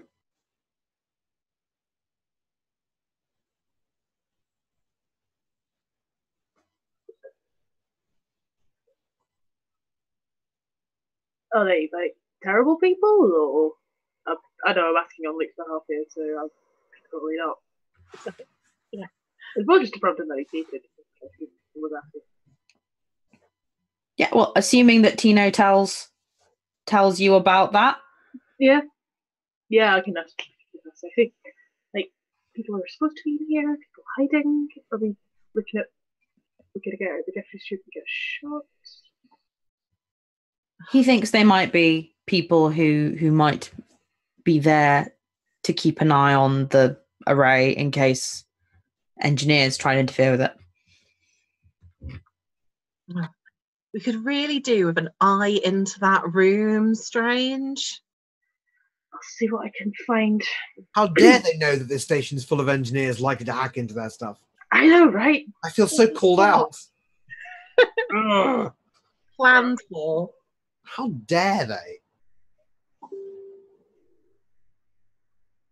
So yeah, Strange is going to look for a way of putting together something so they can see into the room. Okay. Within this limited space of in a tube. But you know what? Do you know who works best in a tube? Bodgers. It's true. Bodgers Very work true. best bodge in a anything in a tube. So I will accept your tagging of your bodge aspect, and I shall. This is very much a bodge it together from what I can find in a tube sort of job. So yeah. And I will receive an engineering roll from thee.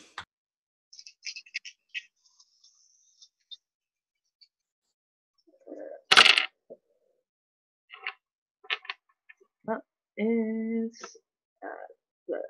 5. Excellent. Then, it's ugly and it's not it's not very high tech. But you think you have found a way where you could shuffle around on some of the panels over the ceiling, and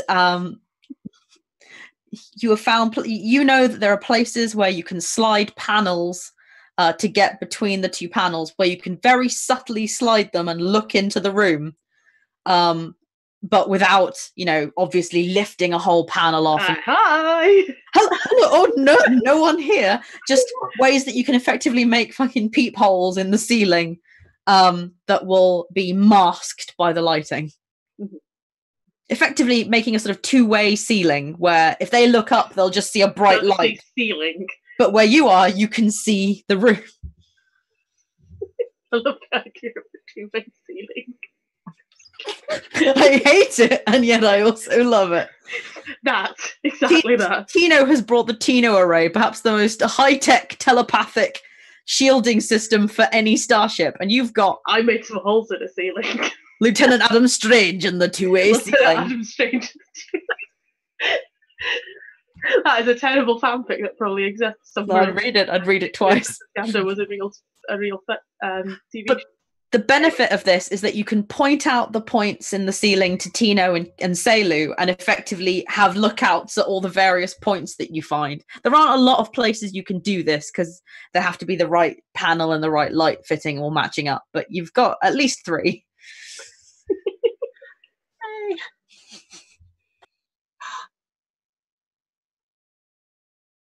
Okay, so one of them has his back to the what's it called?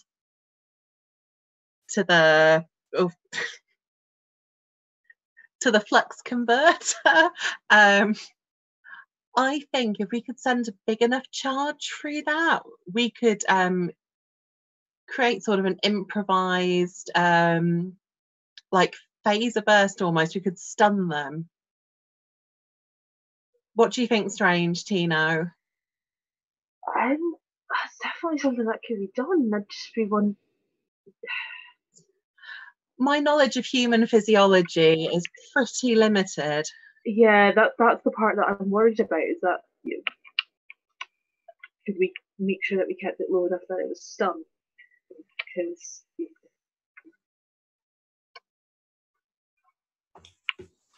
well, I don't know much about starships, but I know that quite often the panels aren't very well fused.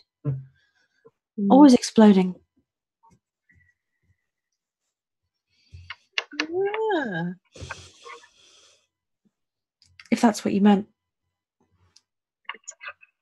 Let me go down and have a look.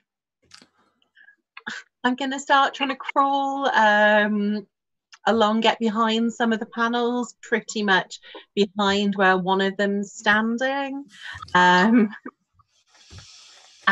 start having a look using my engineering and limited espionage skills. Superb. To get in position, though, I'm going to need a stealth check. No! Oh, what? I'm sorry, team. no. What's your stealth? It is 1. Okay. Could be worse. It's not 0. It's not 0. It is now. Could be worse. Give me -1. Yep. So you shuffle into place, moving quite slowly and carefully. But as you settle down into the standing position, your belt definitely knocks into a panel on the wall that makes an audible sort of sound. And it looks so good on. And the 2 in the ceiling definitely see one of the people turn with a sort of...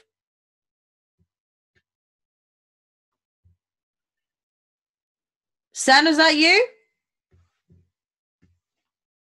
No, what are you talking about?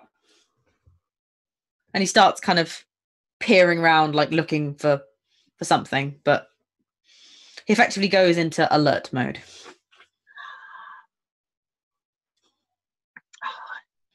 but I'm gonna start working quickly then, because that's never gone wrong.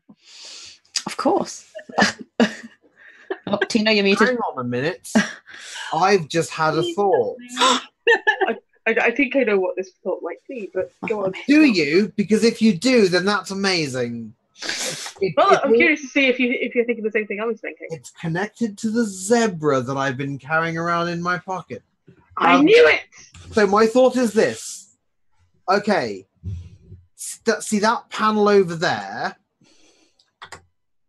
The EPS relays in here. Okay, bear with me. EPS relays. I'm with you so far. If you depolarize them, it'll take them a couple of minutes for them to get back online. In the meantime, they'd make a pretty convincing nadion refractor, which means the only thing you would need to do is for someone to, I don't know, shoot at you and accidentally hit the panel instead, and then the whole room just gets filled with low-level nadion beams. If you ducked in time, they wouldn't hit you, and everyone else would just fall into a deep and faintly injurious slumber. Well,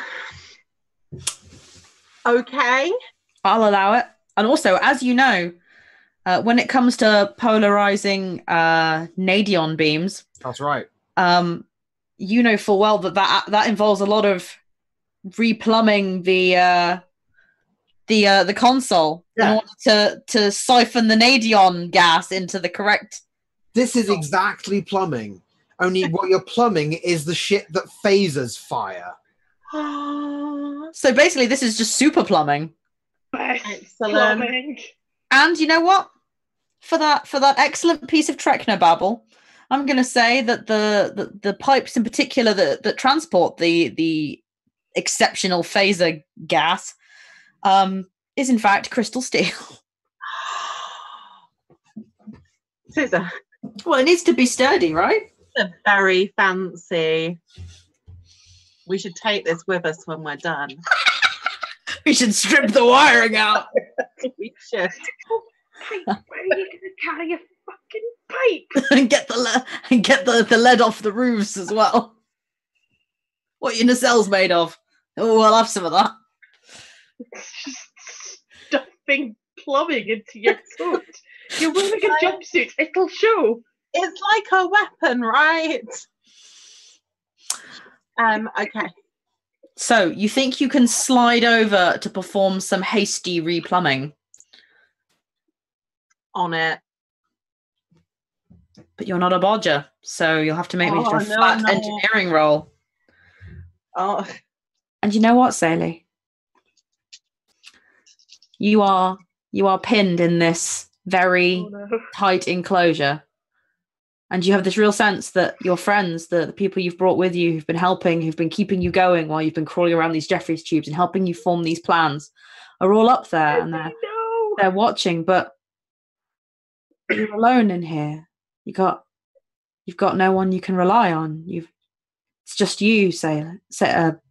It's just you. And if you get it wrong, then there's no one here who can come down and save you. They're all up in the ceiling, and no one else can get down there when there's another person in there. So hell really is no other people. And I'm compelling your negative aspect because you're feeling unconfident. Wait. Okay. Hold on then. If you're compelling an aspect against her, then I'm going to tag an aspect of mine. Oversensitive telepath. Oh, it just got real. I feel her sudden sense of loneliness, and without stepping over the line of broadcasting words into her brain, will just try to broadcast a sense of, we're right here. Strange and Tino, we got this. Can you telegraph this for me in the form of a gesture and a wordless noise? Okay. Gesture and a wordless noise. Yes! And for that... Tino says something attractive. Oh, yeah. Something attractive is... So yes, you may spend that. You may spend that fate point, and Caeliu, as I tagged your aspect, you still get the fate point. Super. But it balances out now to you feeling you have that wave of loneliness, but you suddenly feel warm, and you realise that they're up there in the lights behind Stranger's two-way ceiling. Your boys are in the ceiling. A couple of blue, highly corrosive tears will fall from her face, splashing down, melting away that bit of wire that was holding this pipe in place.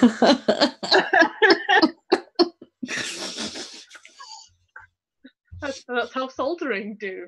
Yeah, that right? bit of both. The Bolian soldering method. Cry. And this is why you need crystal steel. Or just carry onions with you at all times in case you need to solder something. So make me that engineering check. Okie dokes.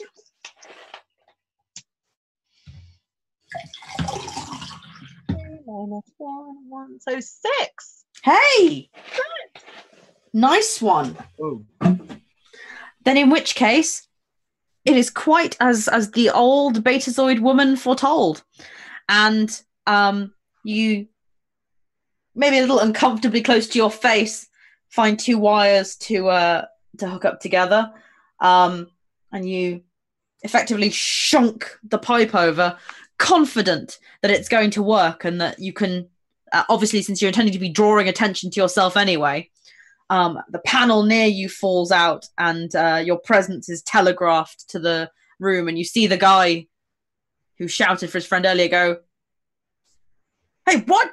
and turn to fire towards you. And for an awful moment, Strange and Tino, you see from your ceiling vantage points and think, oh God, that's going to hit her. And what have we done? We shouldn't have set her down there. And then the whole room just suddenly arcs with a kind of Tron neon kind of fan of lights.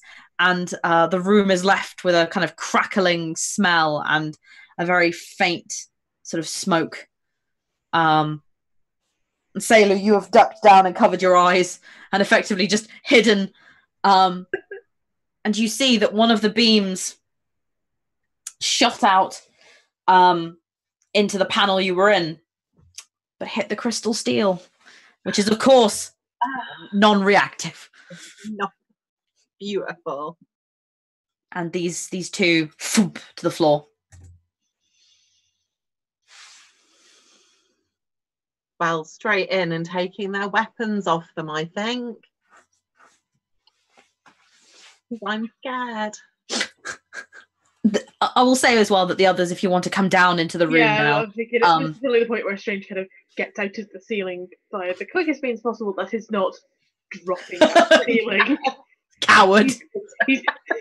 He's not a drop bear. Do you know who is a drop bear? Tino.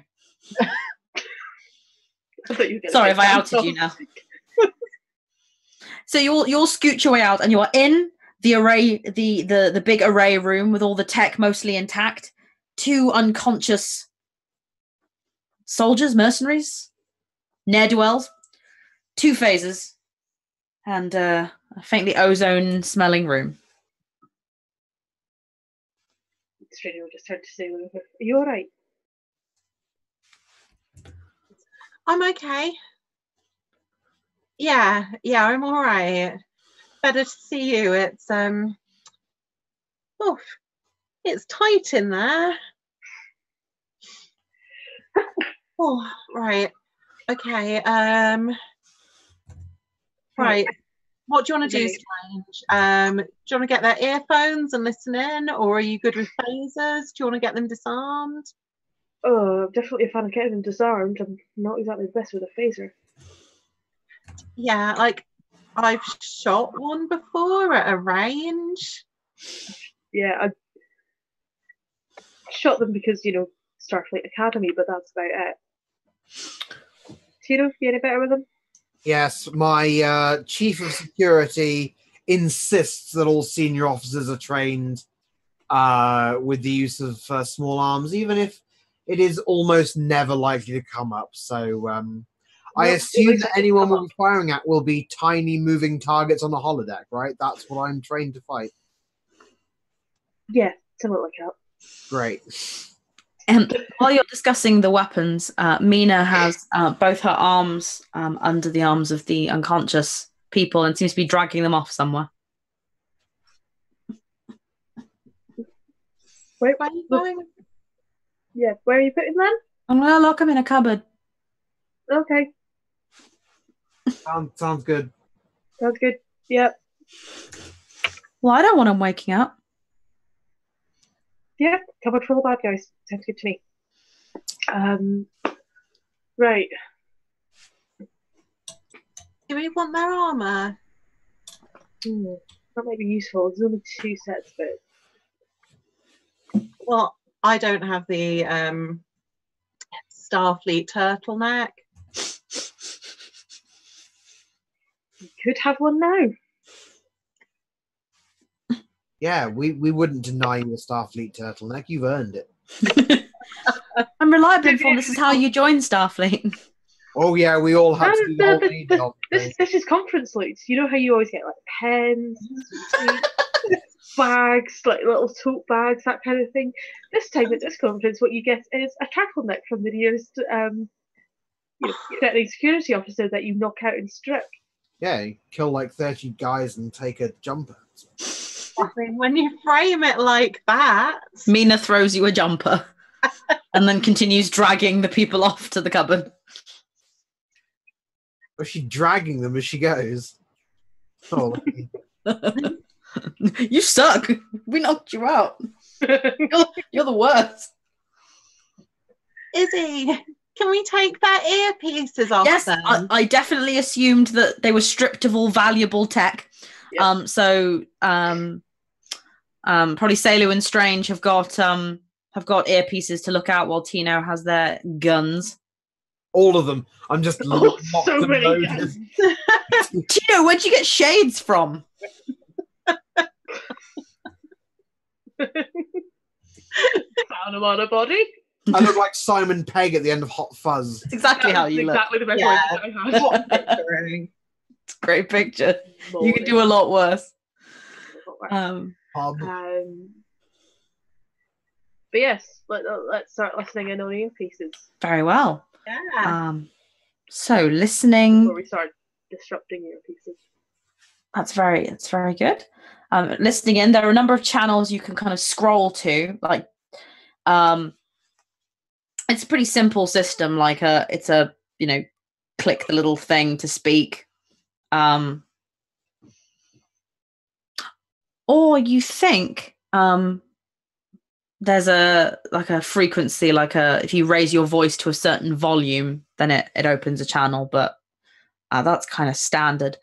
So you can click between the channels. Most of them are very quiet, but there's one that seems to have a lot of backwards and forwards chatter on it, which from listening to it does appear to contain the person who is effective chief of security. And there's a lot of someone seems to have a crew, like a manifest of the people on the station, and they seem to be like constantly checking it off against a list that they have of people they need. And listening to it, it's sort of an increasingly chilling realization that all the people on the list are the civilian guests or non-Starfleet speakers. Both Caeliu and Mina appear on the list.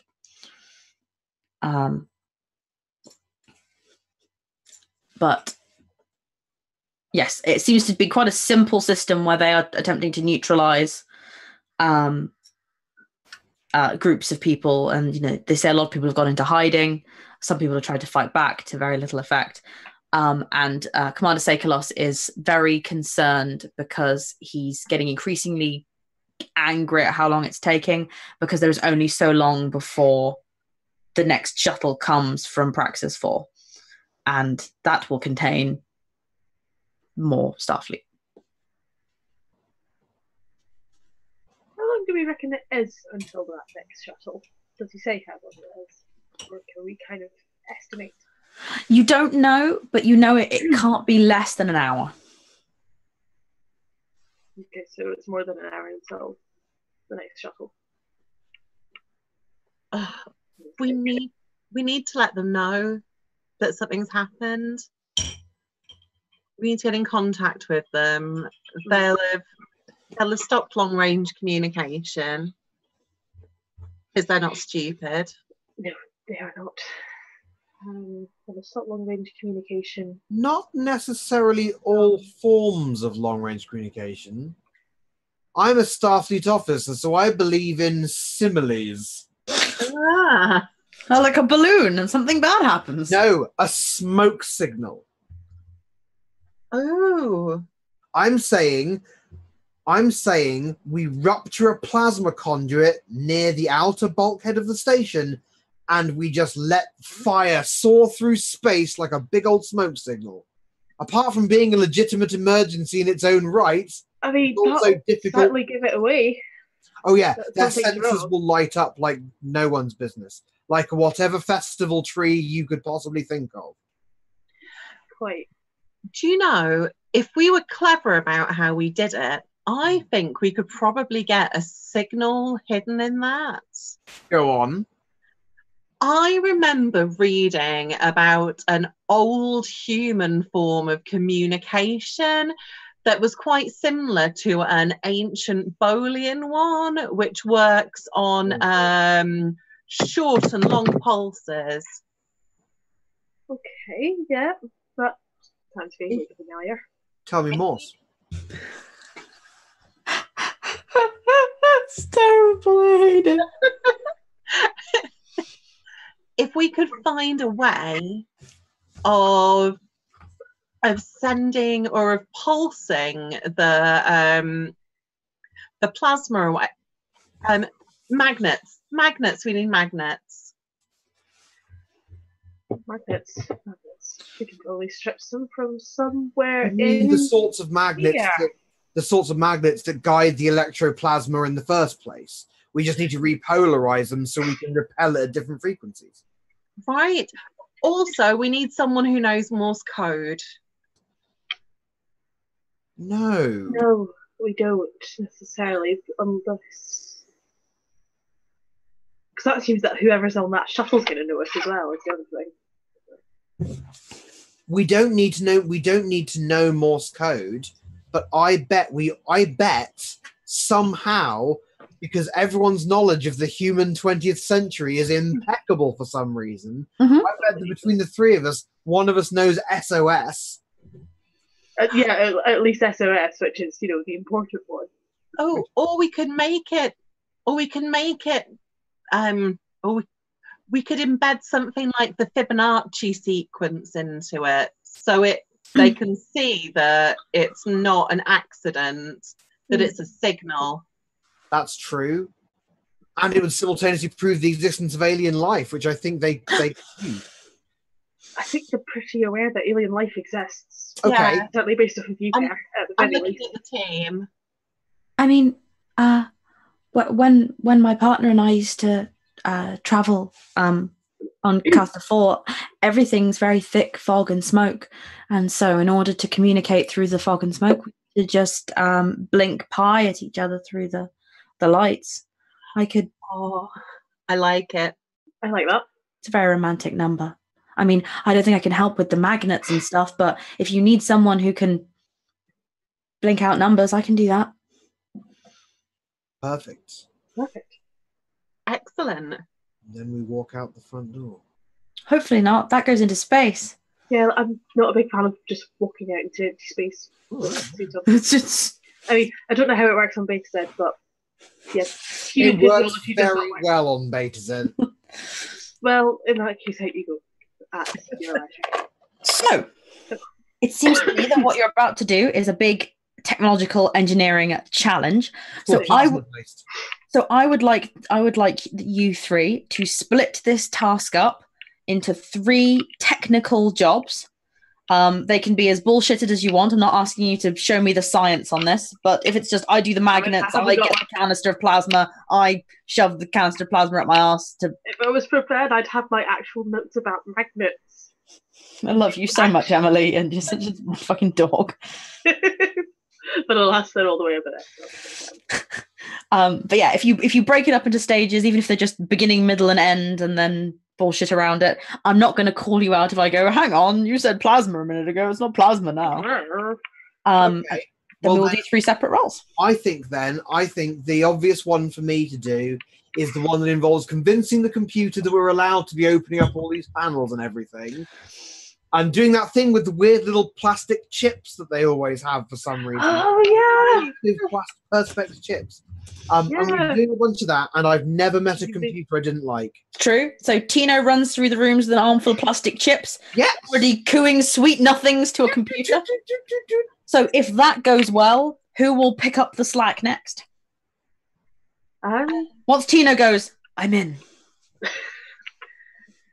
Well, at that point, that sounds like we're probably into the, go and get a load of magnets and start, manipulating them, manipulating how many wires are on them because it's, electromagnetic, so adjusting the coils and things like that, such that, once they're actually switched on, you're going to start getting a runaway feedback loop from the induction and various things like that, such that they're just going to overheat and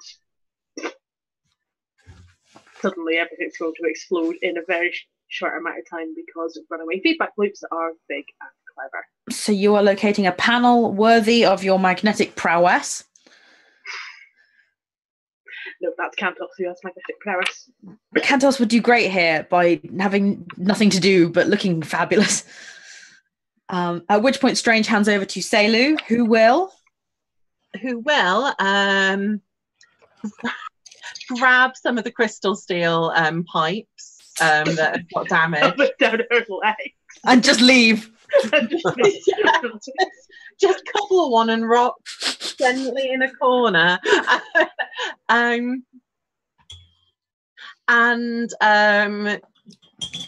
We'll start working on welding the end of one shut.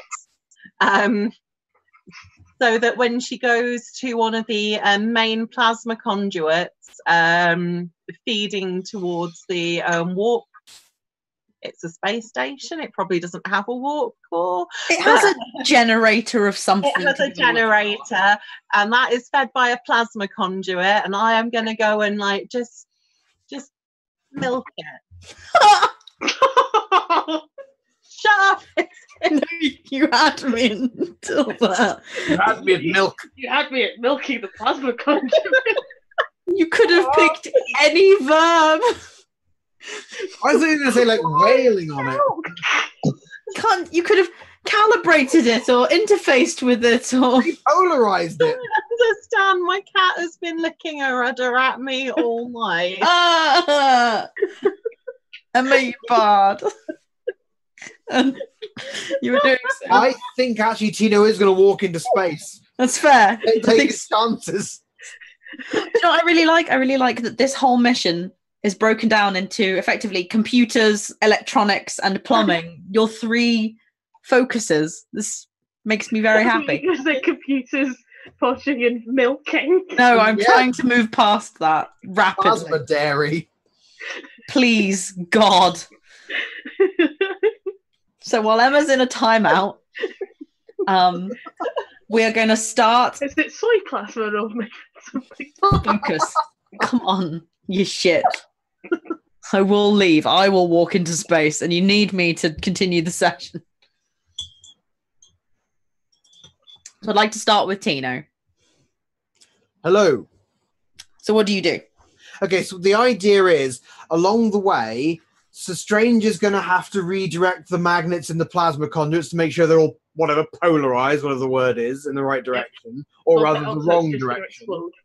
Yeah. And then after that, Caeliu's going to be manipulating the plasma relays to make sure there is plasma there to be redirected, and it's all building up in the wrong/right place.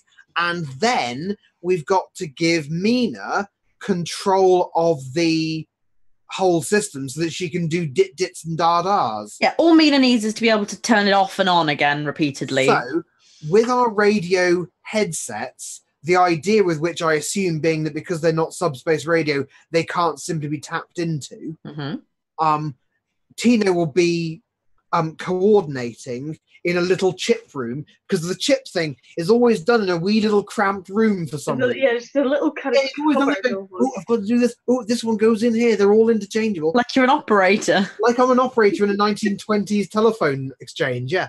So he's going to be down doing that, and the idea is they're going to be reporting what they're seeing, and he's going to be manually bypassing the security overrides by pulling bits out of the computer, sticking them back in and going, it's okay, it's all right, don't worry about a computer, it's fine. Okay. They're there. Give me that role, computer empath. I think it's safe to say I'm going to tag I've never met a computer I don't like. Very safe. It's what I hoped. It's what we all dreamed of. Shaky box. Shake my box. Oh, I've got excellent news for you. I rolled the vaunted critical hit. What a time for it! The vaunted 6 and 1. Which means you're probably going to get an obscene. I presume it counts as operations rather than engineering. Mm-hmm. So that is I guess it's a 9. Yep, it's a 9 and it's a crit. Yeah. So what that means is not only is that going to work absolutely perfectly, and you give Mina the opportunity, you give Mina the chance to do her thing, but you make the system so usable that both Strange and Caeliu on your rolls, I'm going to give you a +2. Oh. Because everything is working pretty much immediately as you expect it to. So next up, Strange and the Armful of Magnets. Yep. Which is a sequel to Lieutenant Strange and the Two-Way Floor. The two-way ceiling. Ceiling even. Yeah, so there's a lot of monkeying around with wires and kind of moving coils of wire from one place to another, and physically moving magnets about as well, and stuff like that. But eventually, hopefully, depending on how these dice turn out, Strange will have everything kind of neatly arranged such that it will just, be back on itself when turned on. But do you want to know something? What? It's very important to know. So, you've been given a job. It's a job that's important for you to do, and it's a job that you are skilled at doing, you're expert at doing, and you feel like you're in a role that you are confident in. Tino has made it so the ship is very, very much doing your thing, and you realize as you're running with an armful of magnets and you're doing your job how unself-conscious you have been for the last 10 minutes or so while you were making this plan with these other 2 engineers and talking engineering. And you realize the last time you felt like this was when you were Gwen's deputy, and you and she were getting on and doing some engineering in the bowels of the ship, and you catch yourself in that exact moment realizing that you haven't felt this sort of in control of yourself since Gwen died. Yep. That catching probably happens at exactly the kind of point where, they're just kind of lying upside down underneath a pile of magnets, because that's exactly the kind of position that, if he was just walking into the engineering core on the engineering area on the Iskandar, you'd usually find Gwen like that, tweaking something, adjusting something. She'd usually just kind of, on one of those skateboardy things, just kind of roll out, covered in grease and quite happy. So, and it's the moment you realise, maybe Sammy's right. Gwen should be here. Yep. That is exactly the kind of moment, because she would love this. As much as everything's falling to chaos around, she would be in her element. And he is not. You almost were, though. Almost. But alas, you'll never be as good as she is.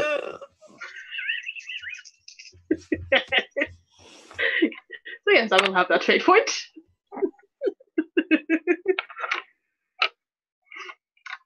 I think I can still invoke the fact that I'm bodging things together. It's just this. Yeah, we're just in a bidding war, so you're adding and taking away. Yeah, no, absolutely. So, my pool of hit points remains roughly the same. I will stick things together, but I will be sad about it.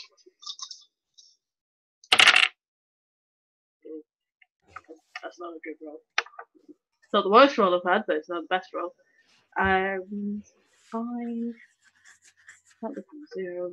And you said there was a +2 from... I did. The Because computer. you have a good team behind you. In that case, 7. Hey, you said that's not a good roll. That's an exceptional roll. I rolled negatives. It's just by adding everything together, it turns into a 7.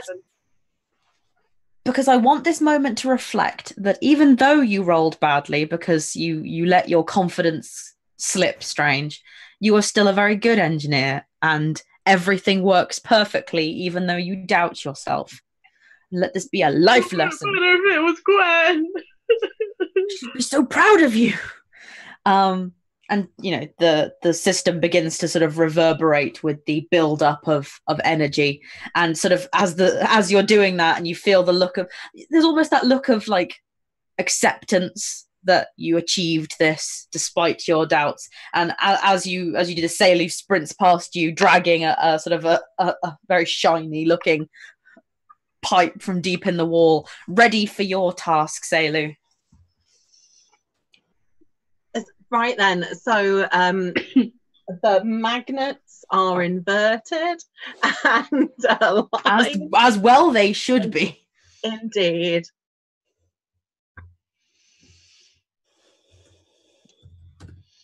I'm gonna. Okay. It's time to get the plasma to where it needs to go. Mm-hmm. I'm going to open one of those, or open a hatch on the wall. Mm-hmm. No, not on the wall, on the floor. One of those little venti grates that goes all along the side of the corridor. Yeah. And from underneath, there's going to be one of those cylindrical canisters that you twist and pull out. I'm going to insert the crystal steel canister of plasma into there, Mm-hmm. shunt it down, and give the nod to Strange. Lovely. Get those magnets humming. And it's perfect because as you run to the panel that's over the canister, it's one of those security panels, so you shouldn't be able to just rip it up, but because Tino's properly in the zone, it just pops open as you put your hand on it. Perfect. Engineering team! What? There's no iron bolus. Except there is a bit. So let's make me a plumbing roll on that. That'll be engineering.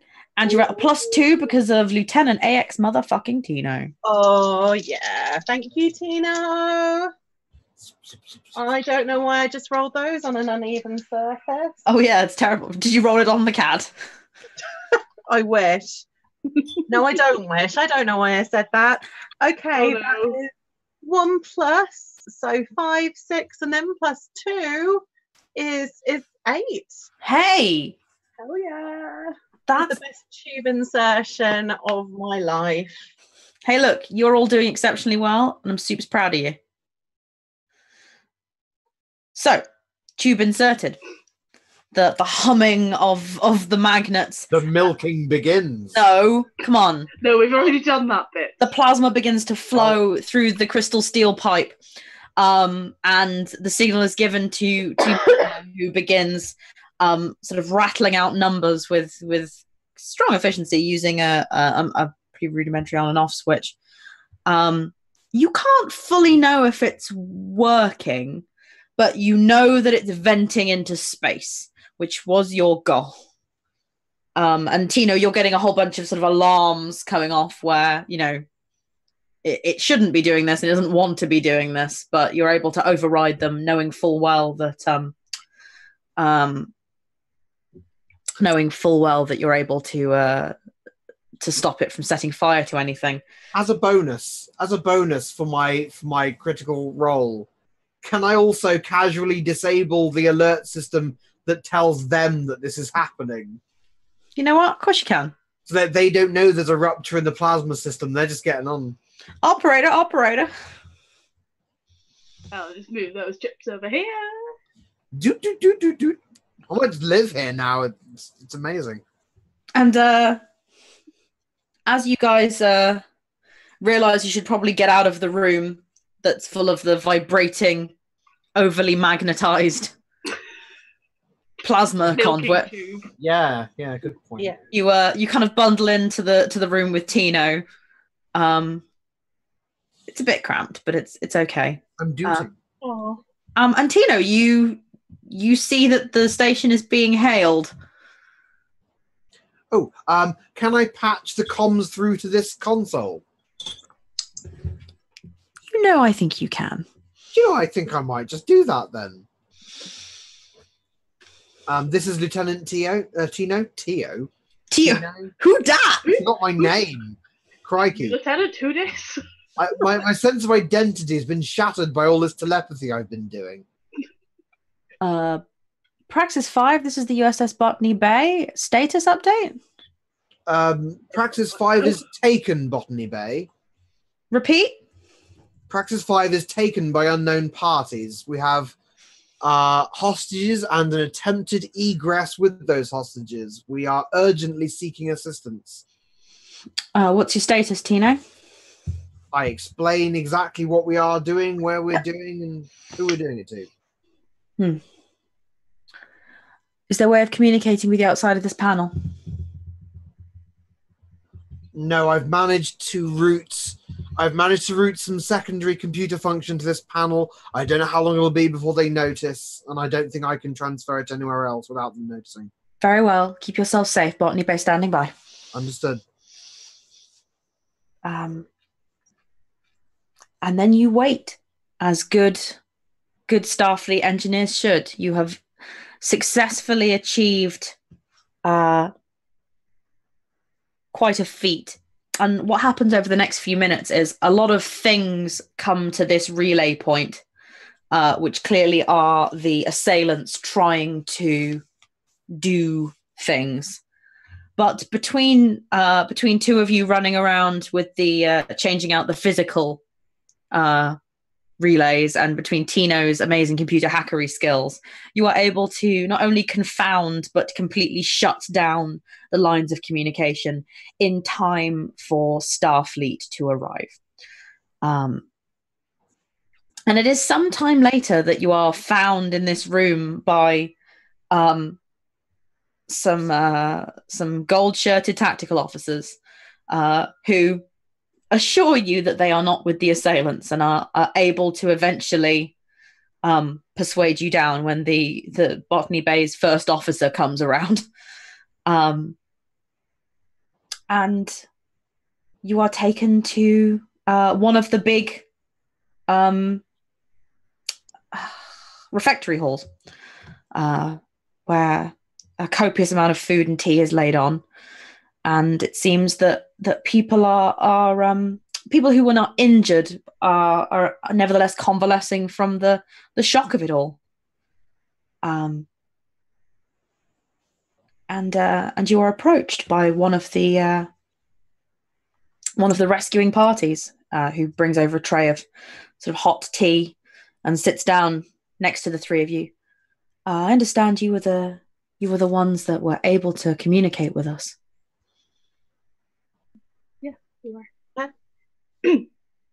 It's incredibly brave work. You're not all Starfleet, I believe.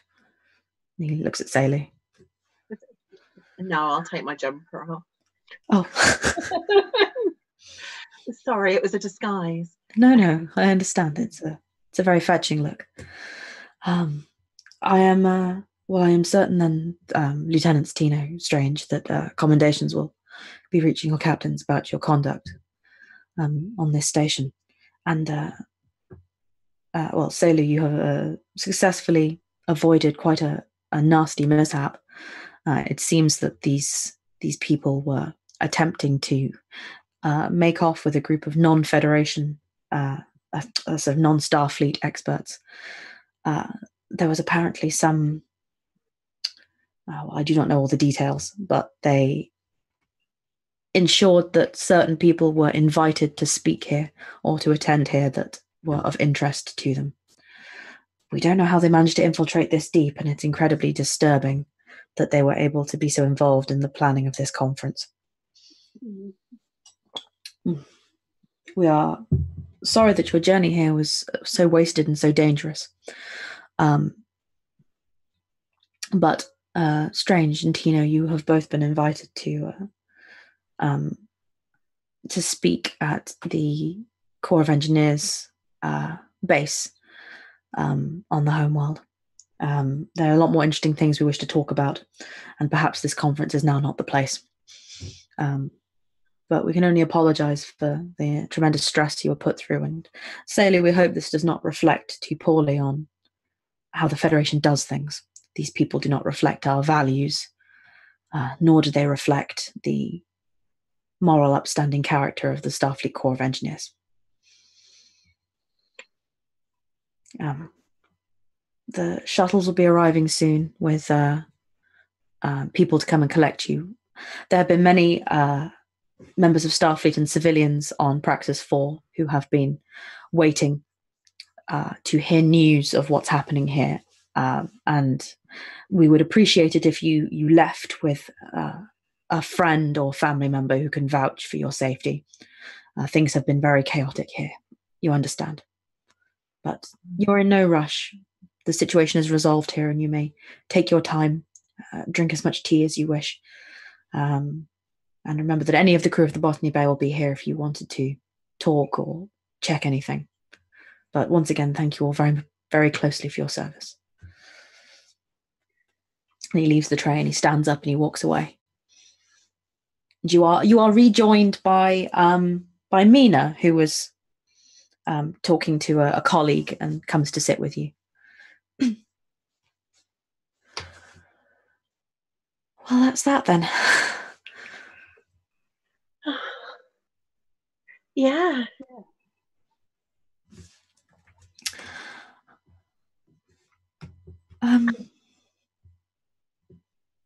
Did they say if there are any more out there? I don't think so. I mean, I don't know. They're still trying to find out what they actually wanted. But they're not telling me. It's all been so strange since the war. These pockets of people who are acting out.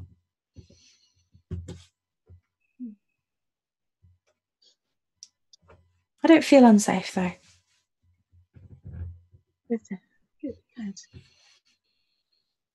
Good. It's not going to stop me researching. Absolutely not. Well, that's the spirit. In fact, I think we need a bit more of that here. I mean, we say back home that there's not much a party can't fix. I can't remember the last time I went to a party, but I see a lot of people here, and some drinks. I can accept tea and the company of some very fine people. I know that the shuttles will be here soon, but perhaps when we're back on Praxis 4, we could get some lunch and not sit here in these blankets. I'd like that. And time passes. And give me just a moment. I'll deal with that later. God, that was alarming. And the shuttles begin to arrive, and you are herded broadly together, so you won't lose each other. Caeliu, for you, a member of the Bolian diplomatic corps arrives, and although you won't super admit it, there is a great warmth in your heart to seeing another Bolian who is just so pleased to see you, and they are so worried, but upon seeing you with friends and chatting, sort of immediately their worry evaporates. Lieutenant Tino, you know who has come to collect you, and He's very He's tall. already punched everyone in the neck. I've punched a lot of throats to get here, Tina. And you haven't seen a sort of 6'4" man, sort of with blonde hair and a tactical uniform, rush towards you with all the speed that his considerable height can muster. But it's quite alarming. Right. I told you should have taken me. This is absolutely unacceptable. I won't have it. Is he jabbing a finger at me? Yes, you're getting finger jabbed. I'm being finger jabbed by the master race. Sorry, I'm not having that. It's not safe. These things aren't safe. What are you doing with your thing? Put it away. Good morning. My name's Soren. It's a pleasure to meet you. This is Lieutenant. I think Lieutenant Soren Katsufrakis. I can't remember. I'm security for this shuttle back. There's a pilot, I think, waiting for you. One of you. And from the deck of the shuttle, you can see, not in their uniforms, but dressed very much for a holiday that they were expecting to have, Lieutenant Kantos. Grab my leather jacket, but it's over there. But yeah, Lieutenant Kantos and Dr. Gurov. A leather jacket. Adam, please get in. We come all the way back to rescue you. And we met this very charming lieutenant. He's very tall. You might like him. Tall. Anyway, none of you require medical assistance, I understand? You alright? Oh, we're fine. We heard what happened and we doubled back. They need lots of... Sorry, that was Kantor saying that. Oh, don't tell I'm me. I'm following, okay?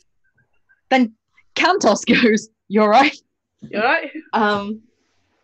And you are sort of shuffled back towards the shuttle, which will hold, the four of you, plus your escorts who've come to check you off. And the last person to get off the shuttle, who approaches almost hesitantly, Mina says goodbye to someone and picks up her bag and follows you onto the shuttle. And she's met by a younger woman with very short hair, who's been looking very seriously. And Tino, you get a sense of sort of hesitation from her as she's hovering in the doorway. And Mina looks at her with this kind of rueful expression that, Strange, you've seen enough times from you and Kantos and Casey and sometimes Arcady, and it is that rueful expression of, I done a thing. I didn't do it on purpose, but yet here we are. Here I am at the center of the thing. And the woman just stands on the ramp to the shuttle and just pulls her into a kind of a hug. And it's quite clear that even though she's younger, she's definitely slightly bigger. And Mia doesn't cry or anything, but she just kind of crumples in a very tired way. And then she goes on the shuttle, and the woman holds out her hand probably to Caeliu, because Caeliu's the first up and is looking kind of with a sympathetic face of her friend. And she says, I'm sorry if all this was a bit much. Thank you so much for looking after Mina for me. I don't know what I would have done if anything had happened. I'm Riley Casey, by the way. Caeliu, and anytime. Of course. So, can I just check what that surname was, right, OC? Is that Casey. Riley Casey. just checking I did OC here correctly? Yeah, of course. Yeah, Strange will kind of pick up on that as well.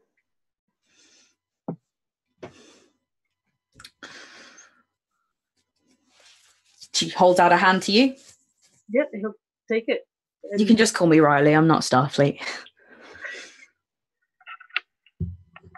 And Tino, you get that shock from Strange, but not sure what to do with it.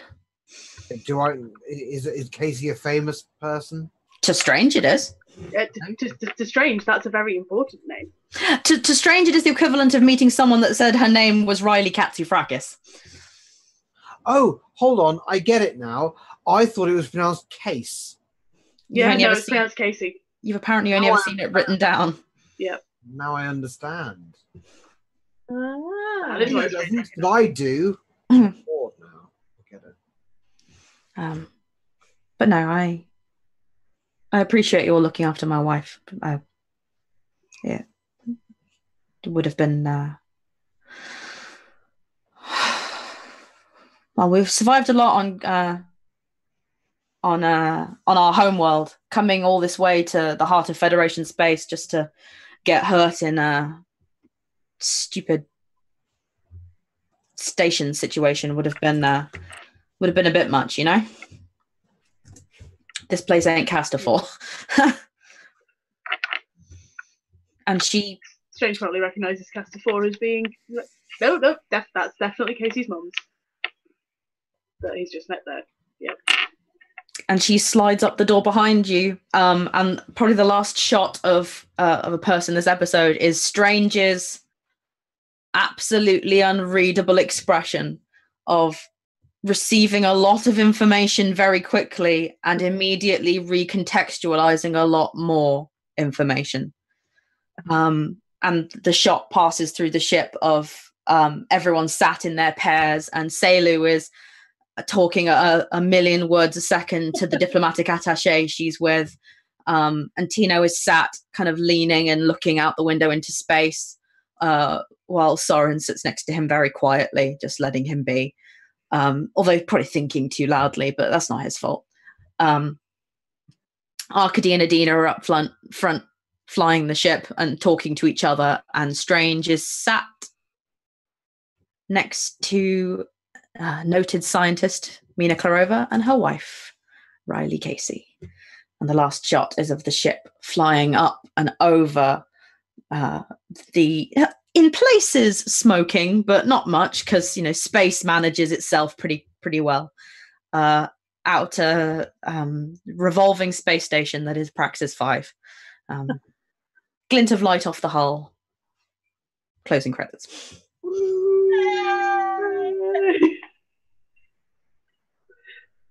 Oh no, this means that Casey's mums are probably going to, when they next have a phone call, be like, so, yeah, that conference that your mother was going to, that didn't go so well, but we did meet this lovely lieutenant who helped save her life. Adam something? So it leads to a lot of potential consequences. How I met your mother, sort of thing. How I met your mothers. They were nice. I crawled through a Jeffries tube with your mother. So for anyone who has only tuned in for this one shot, yes, for any ambiguity, for some of that session, I was playing one of the mothers of Ensign Samuel Casey of the USS Iskandar, and potentially some of the things she said were relevant.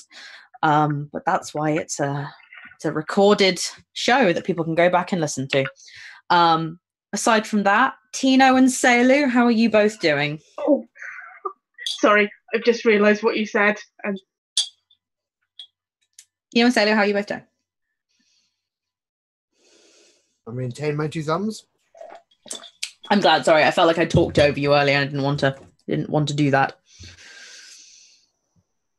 No, all's good here.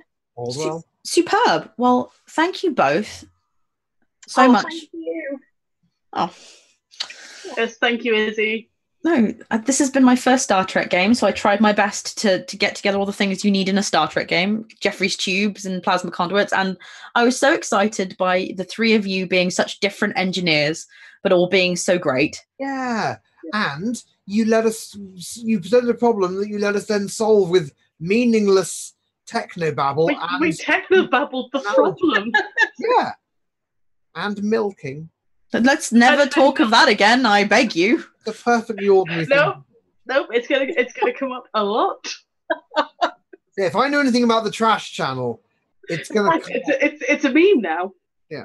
Yay! Like, yeah. Next time there's an Iskandar thing, what's going to happen is that half the comments are going to be separate the sources section, Yep. and the other half are going to be Milk the plasma Milk conduit. the plasma conduit. So, Emma, that's your contribution forever now to stuff. Do you want to know the worst thing is that the person who would be responsible for fucking around with the saucer section would be whoever is on helm. And the person who's responsible for milking the plasma conduits is whoever's in engineering. Both of those characters are played by Emily. Ah, Oh god, let me get the meme. You are the meme. You're the meme now, dog. oof. Choice. It's a choice reference. It was all right, actually. It was all right. So yes, this has been the Starfleet Corps of Engineering utterly lit and exciting one shot as run by me, Praxis Descends. Sorry, trash shot. Did I say one shot? Who says that? It's a trash shot. A terrible name for a thing I invented that Rev won't let me change.